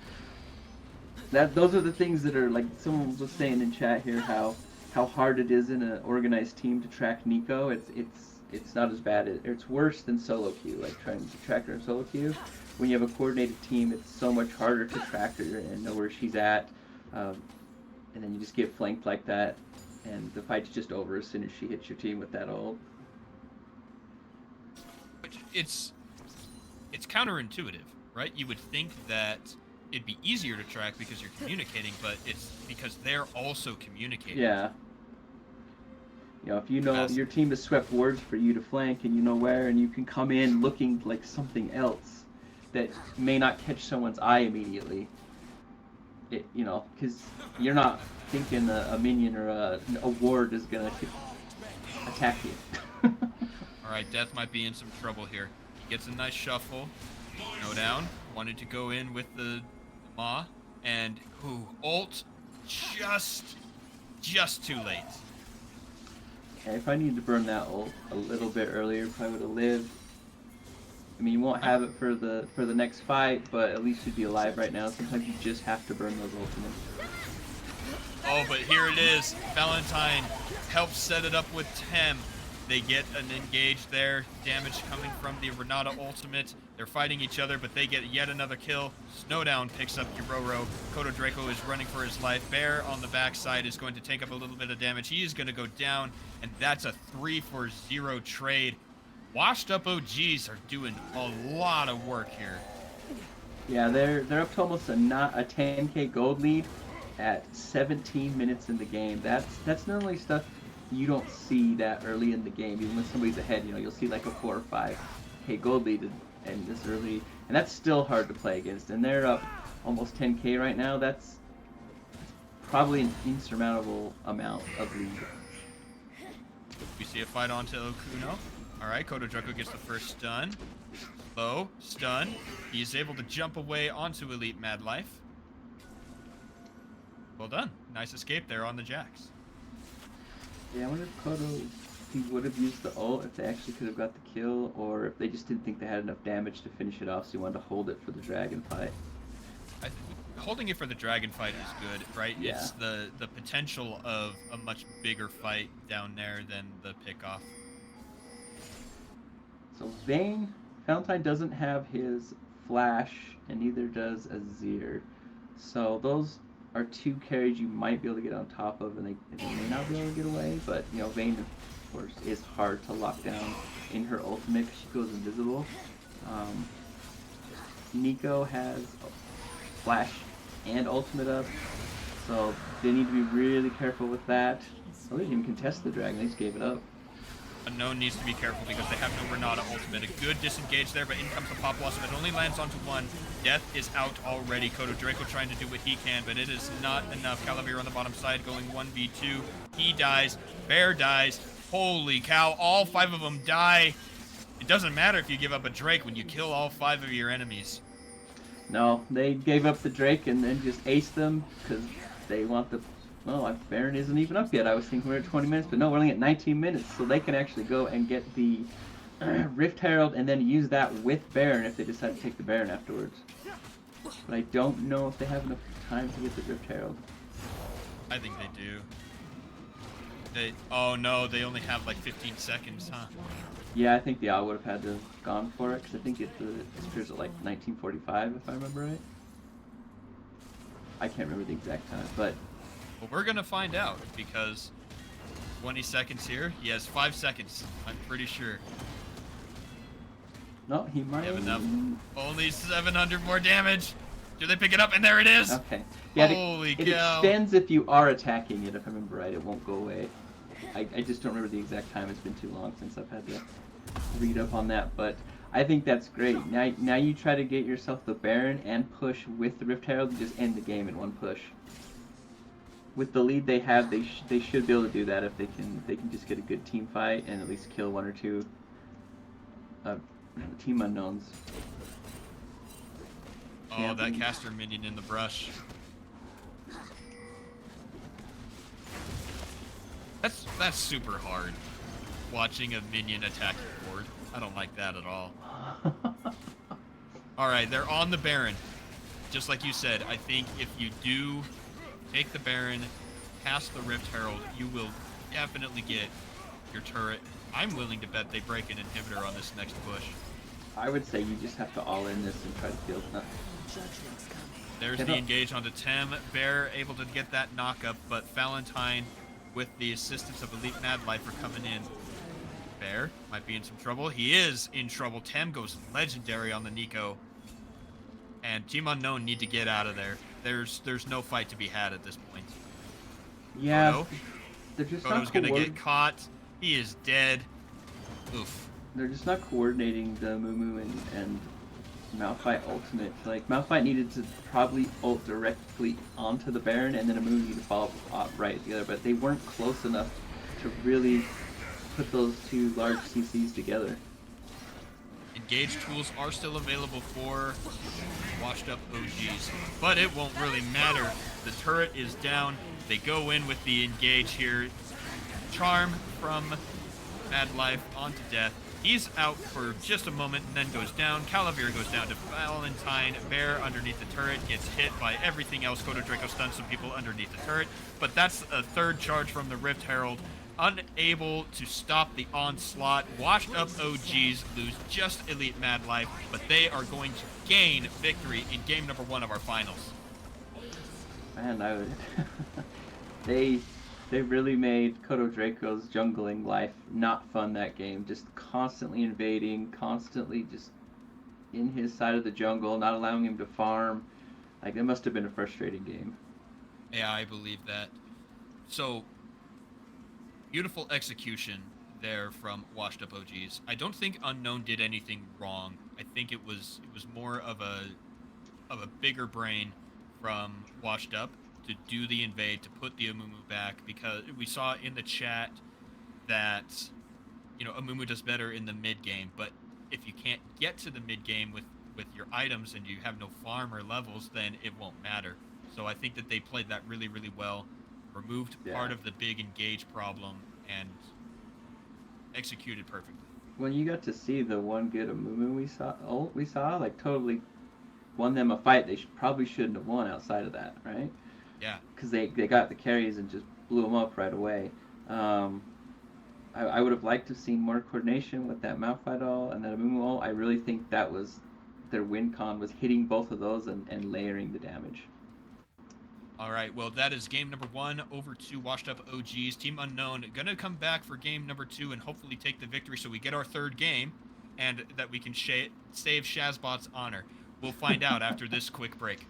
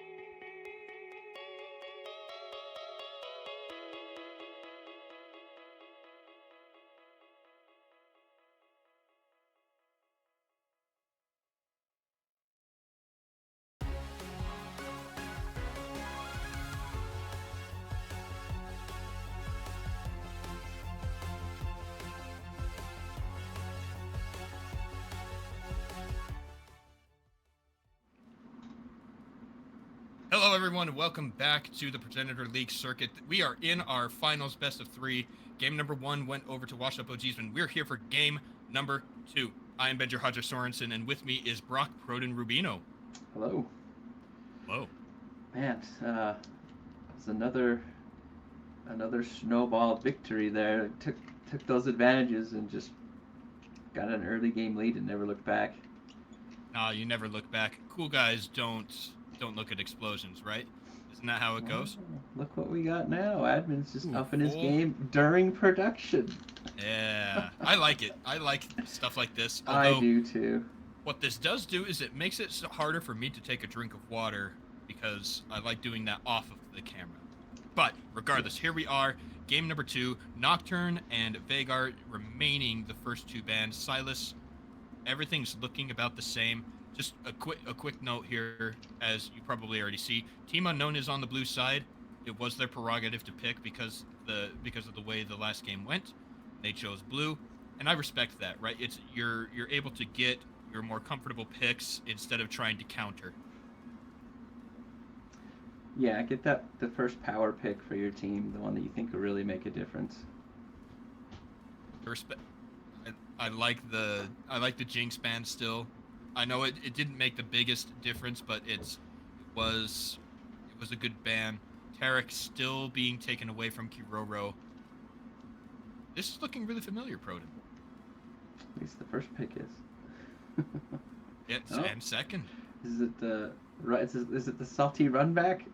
It might just be the run back, or is this last game? This last game. Well, no, because there's a 1 different on the other side. No, everything's the same. Oh, I see it right there on, Yeah. on that side. That's what See you the mean. 1. Well, shoot. I don't think we'll get the exact same. No. There's got to be some Probably difference. There's All right, the Sejuani. Sejuani. Okay, yeah.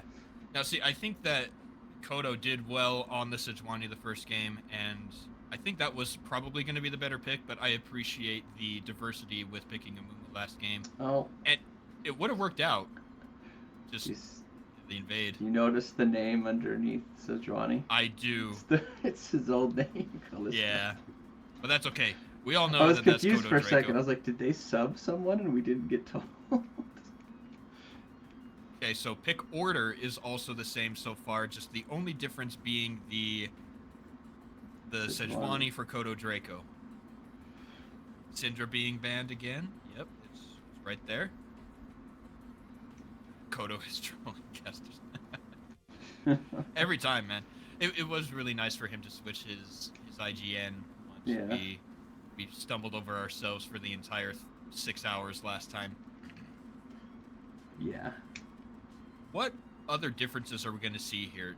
Again, the Twitch being banned is the same as last game, so I Are we I going to don't get the know that this is exact gonna same change. picks?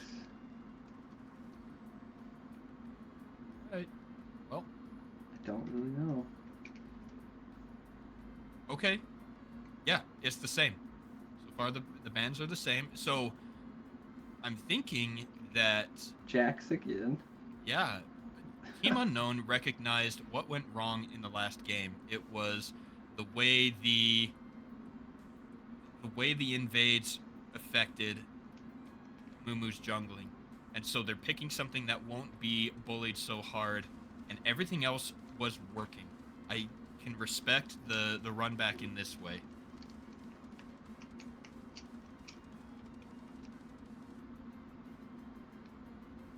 I hope we get at least one thing different. Okay, We did. Seraphine, there we go. Okay, Now, is that mid or support? That's what... that is a great question.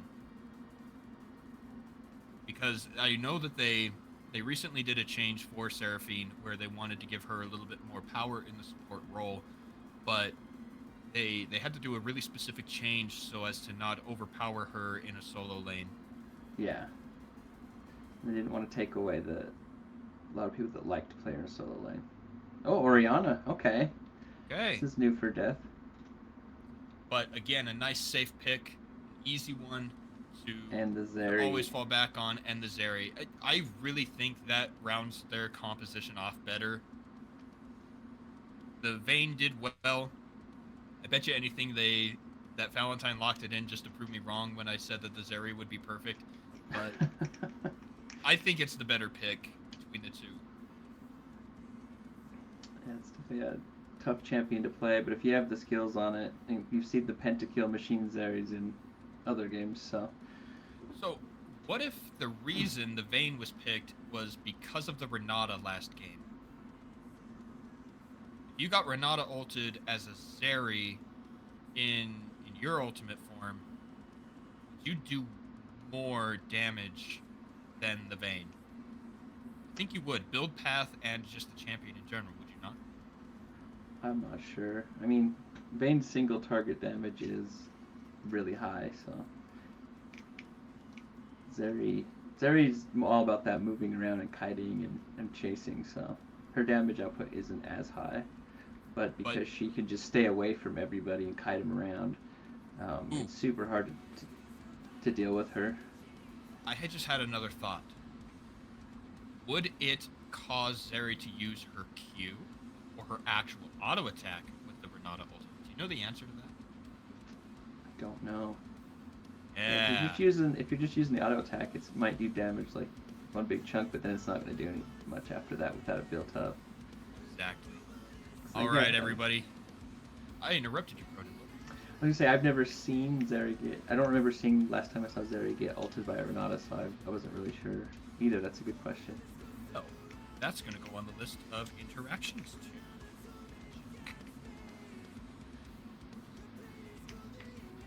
All right. I really still think the key is lining up the CC on Team Unknown. I know I've said that like every game they've played, but they have yet to really get that good CC overlap with Bear ulting in, you know, at the next CC to win the fights. So if they can get that coordination down in these team fights, they can win these fights. Like their team can definitely fight against this team, but they really need to coordinate what they're doing and get the right target CC'd. So, what's the answer for the Nico? Nico was a big problem last game. Are they going to be able to answer that with the switch up in the draft? Possibly. It just depends, you know, if she gets ahead and her damage is enough to be that threatening that if she flanks you, she just chunks you down so far that like Zeri and can just finish you off. So if you can get her behind, maybe by some early ganks to where she's not that threatening, she's down on levels, doesn't have the items, it's going to take a lot of what she can do away. So, I like the extra crowd control that they're going to have with the Orianna ult and the Seraphine. I think that's going to play a really, really big part in their ability to fight against this. It's better set up. It's not as much damage because we don't have the Azir, but the last time Team Unknown won our tournament was from a single source of damage, and it was Calavir, all on his shoulders on that Varus. Is that the angle? Just the protect the Xayah, the get the Xayah what she needs composition. Will it work? I think you can still rely on the damage from Orianna as the game goes on. We saw what Orianna can do when she's ahead in the other game, you know. So absolutely. It's just about the coordination, honestly. They just need to get more coordinated and not give up those early kills like they did in the last game. Like Kodo's got to be able to clear his jungle and not get stopped like he did. Like you got to watch out for those invades. You need to put the wards up and, you know, shove those lanes. So if Kodo does need help, you're not losing XP and gold. You need to shove those lanes in, like in mid definitely. And Orianna should be able to get some shove with this, where Zir can't shove as well early. So I think this will probably help them to where mid can roam to help Kodo if he does get invaded again, because he was constantly invaded last time and they just couldn't answer it. And I think the Sejuani helps fix that, right? The Amumu escape was dependent on a target being somewhere. Yeah. But Sejuani doesn't have that problem. And we don't have the problem of waiting for champ select anymore. We are on the Rift. Game number 2. Team Unknown versus washed up OGs. We're going to see if we get our game 3 or if we have just a straight victory out of WUO. So Nico killed the ward, so she's going to get level 2 before Orianna does. Like a minion earlier. So I always like when I do that, because I try to push that level 2 in mid if I have a champion that can take advantage of it. So I'd like to see if Tam can get that level 2 advantage on that early minion, because she killed the ward, and maybe, you know, chunk out Orianna early by hitting that early level 2. Do you see the scoreboard based on the actual or what it looks like? Because when Tem killed that ward, he was in the form of the Viego. Would you? Yeah, it should. I mean, now it's going to be what it needs to be. Would it have been different? I couldn't tell you. I see that Ariana's keeping that push going. Not letting Nico get that early shove like last time. And like you said, easier to do when you're on the Orianna. Yeah. Rely really heavily on those soldiers. Entirely on the soldiers as it's here. And Snowdown's already invaded that that topside jungle. But it is spotted. I believe that's a ward behind him. Yeah, so Johnny knows she can come in and get this gank right here. But do we see level 2? Valentine might be in some trouble here. He's exhausted, flashes away. Kiroro doesn't have the ignite. He used the summoner heal instead. Kodo Draco getting onto Mad Life. Unable to get the kills, but huge summoner spell advantage now on the bottom side. Yeah, that would have been really nice if they could have got that kill. That would have really got their... Oh no, Kodo's in trouble here. They've rotated right back over onto him. He is able to dodge out the crowd control, step out into the river.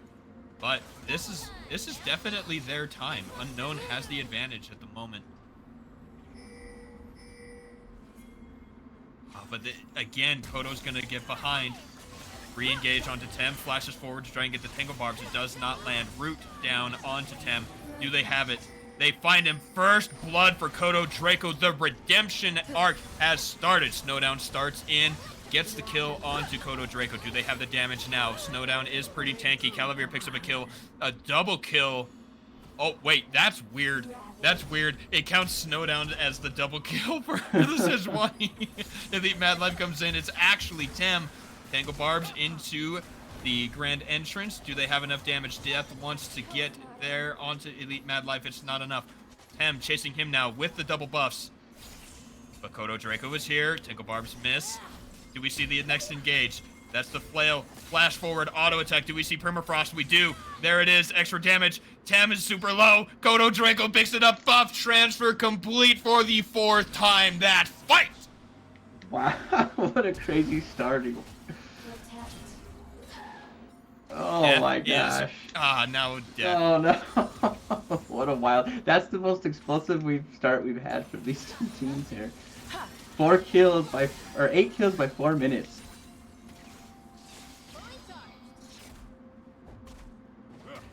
Oh man. Bad trade there for Valentine in the bottom lane there. He gets chunked down, but his support's coming in right now, so he should be okay. They do have the push on that lane, and with Valentine having to go back, they might be able to push it in and get some turrets off the plate.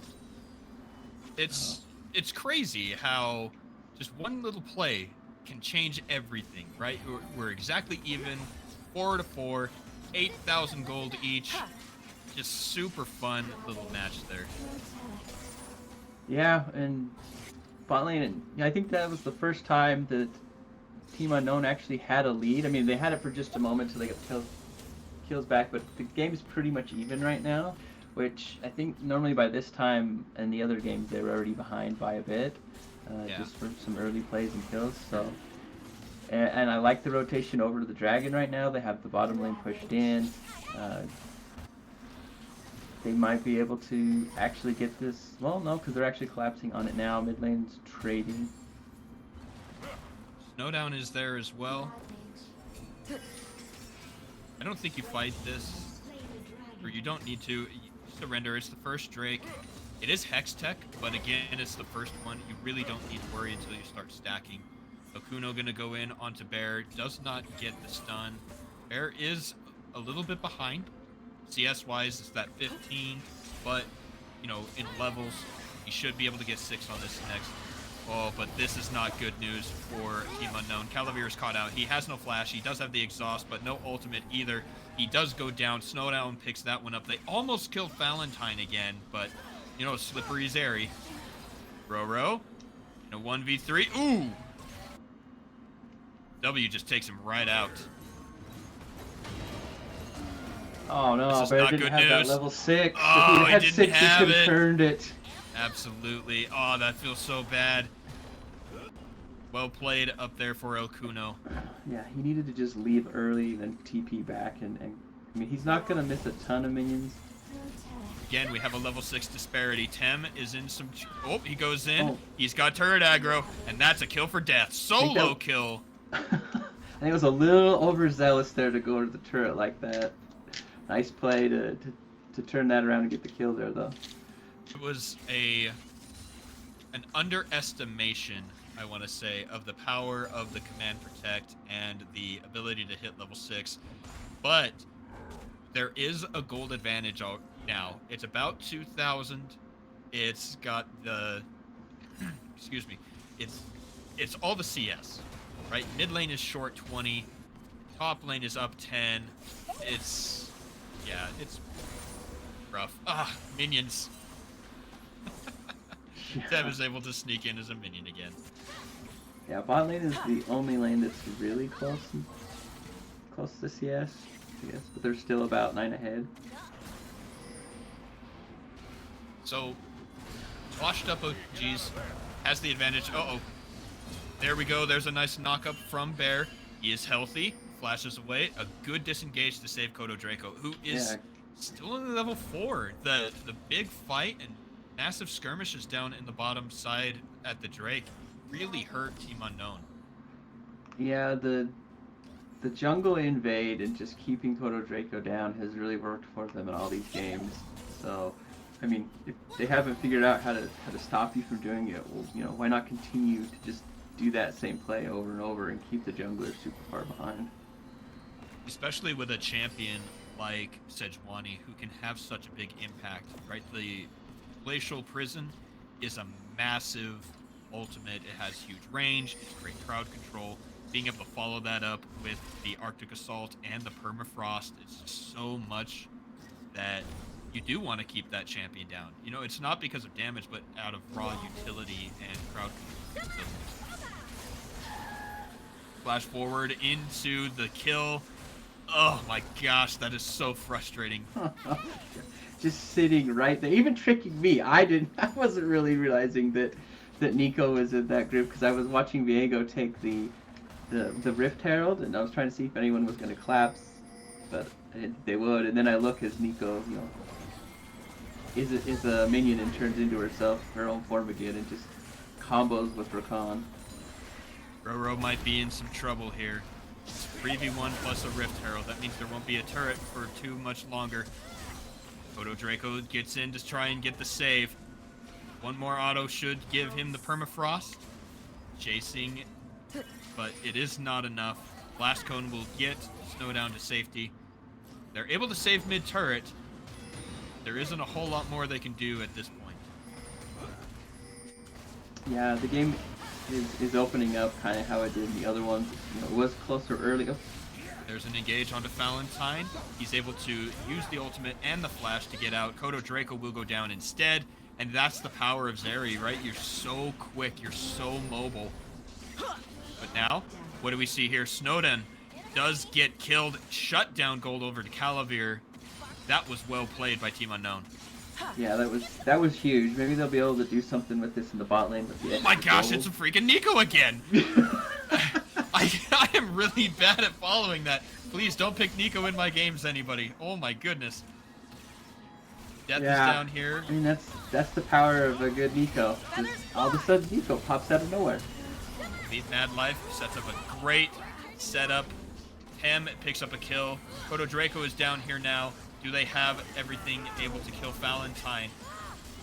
Jumps away. In comes the Jax. Not able to land the counter strike. Uroro trying to get the root. Death locked up.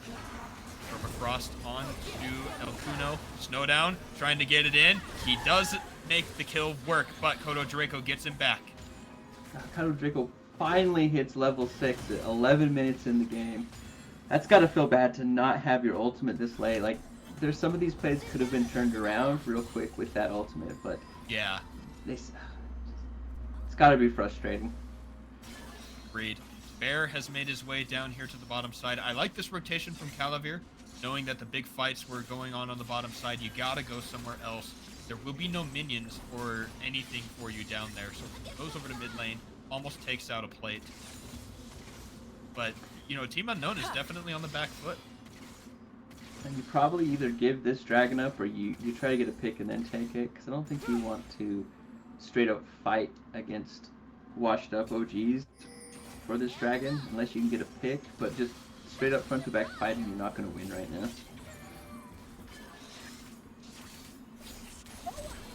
Want to address some silliness in the chat. Jazzbot, pick Nico if Quinn gets banned. Nah, bro. Don't pick either of those champions. They're garbage. You definitely don't pick Quinn when Jahadre's around. If you want him to Ah. not be angry. I feel like I'm a pretty reasonable guy, but there's something about Quinn. Ugh. Not when it comes to Quinn. There's Yeah. no reasonableness. Because that champion's unreasonable. Okay, rant over. I like the way the Unknown has been able to move around the map, you know, despite being behind. That's one of the greatest things about this team is their mental resilience. They understand the way the game needs to be played, and when something goes wrong, they just look for another avenue to get back into. And it's been one of my favorite things to watch them do. They won't be able to stop this Drake take. Oh, or will they? No, they will not, but it was a good attempt. In goes Bear. They're able to get the first kill. Charm onto Okuno. Permafrost. Valentine in the backside, along with another Valentine. Oh, that's super frustrating. All right, Nico's coming in. Gets the jump, but not enough damage quite yet. Death finally goes down, and the setup is too good. Valentine in the front lines, able to take down Calavir. They get a root, they get a knock-up, and that's another kill. Over to Valentine. Quadra kill on the Zeri.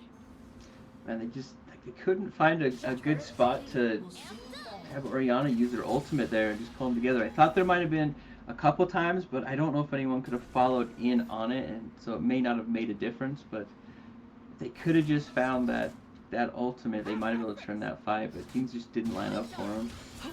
And that goes back to what we were talking about with the Malphite. You know, you have to choose. Do you hit one target, or do you miss using it and hit no one? And it was probably just super, super hard with the way that engage worked because it was so rough overall. So coordinated from washed up OGs. Yeah, and that's the coordination is just so hard to stop what they're doing because their team is definitely on the same page for every single play. Like they all know where they need to be, how to follow up on what's going on, and that's why they're winning these team fights. Will it be enough? We have CS advantages in top, jungle, middle, bottom. We have kill advantage over on washed up OGs as well. They have the turret and 2 Drakes. We're 6,000 gold different, but this is a much closer kill score than the last game. And I think that's hopeful for Team Unknown fans. I think they need your energy, everybody in the chat. Team Unknown is definitely closer this game than they were in the last one at this point. Yeah. But what else I'm noticing is in chat we have a lot of Team Unknown fans, but not a lot of washed up OG fans. Oh, okay. Electrocute just chunked about a quarter of Death's health right there. I watched that. Oof. It looked as though Death was just outside of the range on that ult, but I don't know. I guess not. It looked like it shouldn't have hit to me, but that might be an observer bug. Odo might be in some trouble. He's going to run into the Nico. And the Arctic Assault away. Flash away from the Tangle Barbs and the Grand Entrance. Get the slowdown with the Flail of the Northern Winds. My gosh, they're just everywhere, these washed up OGs. Draco had his dancing shoes on there and was able to get away from all that engage they had on him. And it looked really good. I noticed that Kodo's been able to do things like that all tournament. You know, really juking out. Earlier in the game, he was on the knife's edge up against the blue buff and dodges out the Grand Entrance. But yeah, good looking stuff. Man, it was just so slippery with this deco. It's insane. Oh, but that's the play. He almost makes it out. Death will eventually go down. And now Kodo Draco's in some trouble. He's going to need to get that Arctic Assault back up real quick. Yeah, I don't... It's not going to matter. He's going to throw it down. Doesn't get slowed, but he gets faster with the Scuttle Crab. He's going all the way. There's no blast cone. He's going to try and jump over the next wall. Aw. And he doesn't make it out. A nice long chase. I mean, I'm impressed with how long he's surviving in 3v1s. Like, even that one, he made it so far across the map. Well, and just like that, the lead has opened up to about as big as it was in last game at 17 minutes. And Washed up OGs is just so good at pushing their leads. No matter how big they are, they just find a way. Like the smallest lead, and they can find the cracks and start to open it up. What else is... When they do find that lead, I've noticed that it's... Oh, that might be a nice knock up there from Bear. It interrupted the stun from the Counter-Strike. That was actually really cool. Yeah, I like that. He just walked right out. All right, when's the next fight? We got Sejuani down here. Elite Mad Life trying to go in onto... Wait a minute, where's the Nico? There's the Nico. There's the Nico. She missed the ultimate. That's the time to go in. They get the kill. Calavir gets the kill onto Tem. Without Valentine, this is the Drake opportunity for washed up OGs. They didn't even need to use any ultimates. They've got the timers, and they are in position. Yeah, they need Malphite to rotate down because they think they still lose the fight if played right, because Valentine has got 7 kills. Teleport coming in from El Cuno. Does Bear match it? He does. It's on the backside. The 4v4, no, 4v5 rather. El Cuno wants to go in. He's spinning the helicopter. A lot of damage onto Kiroro. Kodo Draco on the backside, trying to do his best. Somehow Tem picks up a kill. He came in from behind.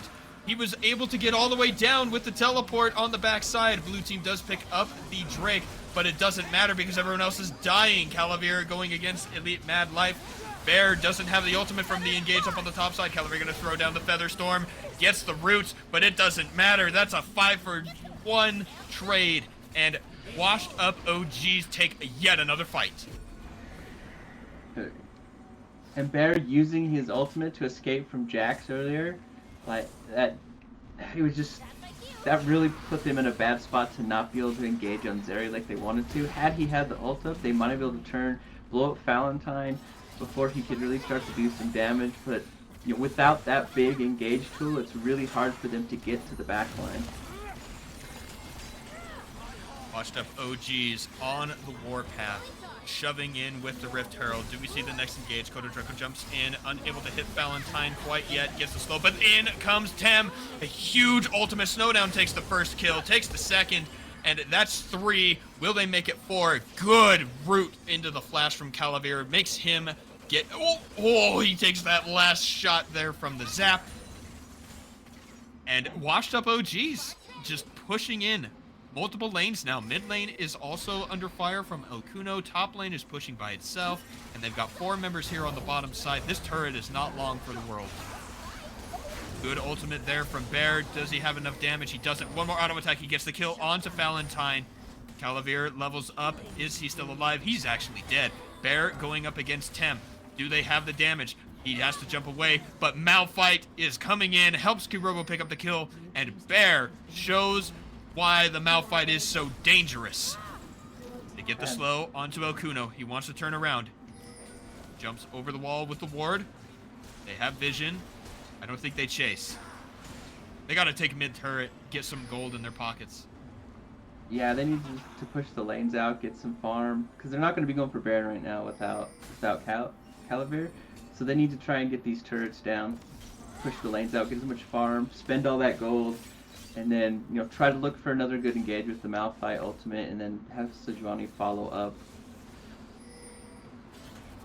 Man, I have to say though that Tem's Nico is really impressive this game. He's just popping out of every nook and cranny on the map and getting those ultimates. I'm looking for him right now. There he is. Okay, he's it's a second Viego. I've been trying, every time I realize I don't know where he is, I look on the map, I'm like, wait, where's the portrait? Yeah. It's terrifying. Oh, but there's the root. Is that going to be the other kill? Charm down onto Elite Mad Life. He is rooted again. So much damage, but Rakan is also very hard to lock down. He's able to get out. Is that enough to set up a good engage for Team Unknown for the next team fight? Posturing around this wall over by the Raptor pit. Now, Kodo used his ultimate. He does not have it anymore. But I still think they could follow up on a really good Malphite ult. Agreed. We see it. Here they are. Flash in from Tem. He gets the first fruit and a little bit of damage. Bear needs to make this work. They have the ball. They have the command shockwave. They're inside the base. Washed up OGs need to be careful. There is no turret down here, but are they just gonna blow them up? A huge engage from Tim. You can never catch this guy. He's always invisible or in some other form, and he has carried Washed Up OGs to victory. My lord, like, putting on a Nico clinic this game, that is disgusting. The amount of engages. Oh man, yeah, I'm impressed with the Nico play, honestly. It's been wonderful. And there it is, everybody. Game number 2. That's a sweep. Washed Up OGs take down Team Unknown, our previous champions, in convincing fashion. What a great game. What a great series. I'm blown away. I said we needed to be careful of the Nico. You gotta be careful with the Nico. Yeah, ban Nico. Yeah. But if anything you've learned, ban Nico against him.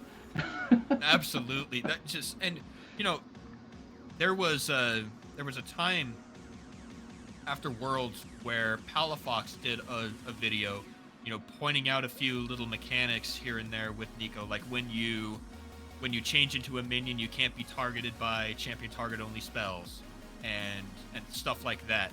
The way that Tem was able to go just find a random minion and then come back into the fight, it was super, super crazy. And, you know, Washed Up OGs did a great job setting that up. Congratulations to them. Great game played by Team Unknown. And there it is, your champions, Washed Up OGs. Congratulations. So now, 2 announcements. I want to remind everybody about our January 2024 series / tournament. I'm used to saying series. That will be January 13th. Same start time, 9 a.m. Pacific time. We're going to get another group of teams. We're going to do a very similar layout. We've seen some chat about the format. We'll work on that. But I am super excited. Glad for everyone who came here. Roden, what else do you have? Oh man, just please come back to these tournaments. Keep joining us every single time. Help us grow this. We really appreciate everyone that's watching and the players that are joining and making this possible, because without, you know, all the players, we can't really put this on. So thank you. Exactly. All right, everybody. Then from us on the caster desk, from the production crew and everyone, we want to say thank you. Good weekend, happy weekend, happy holidays, happy new year, and we will catch you next time on January 13th. Follow our socials. You're already here, twitch.tv/Progenitor Circuit, on Twitter, Progenitor Circuit, and if you can, spare a couple bucks, throw it into our PayPal, and we'll bring you a nice, great show in January, and we will see you then. Thank you.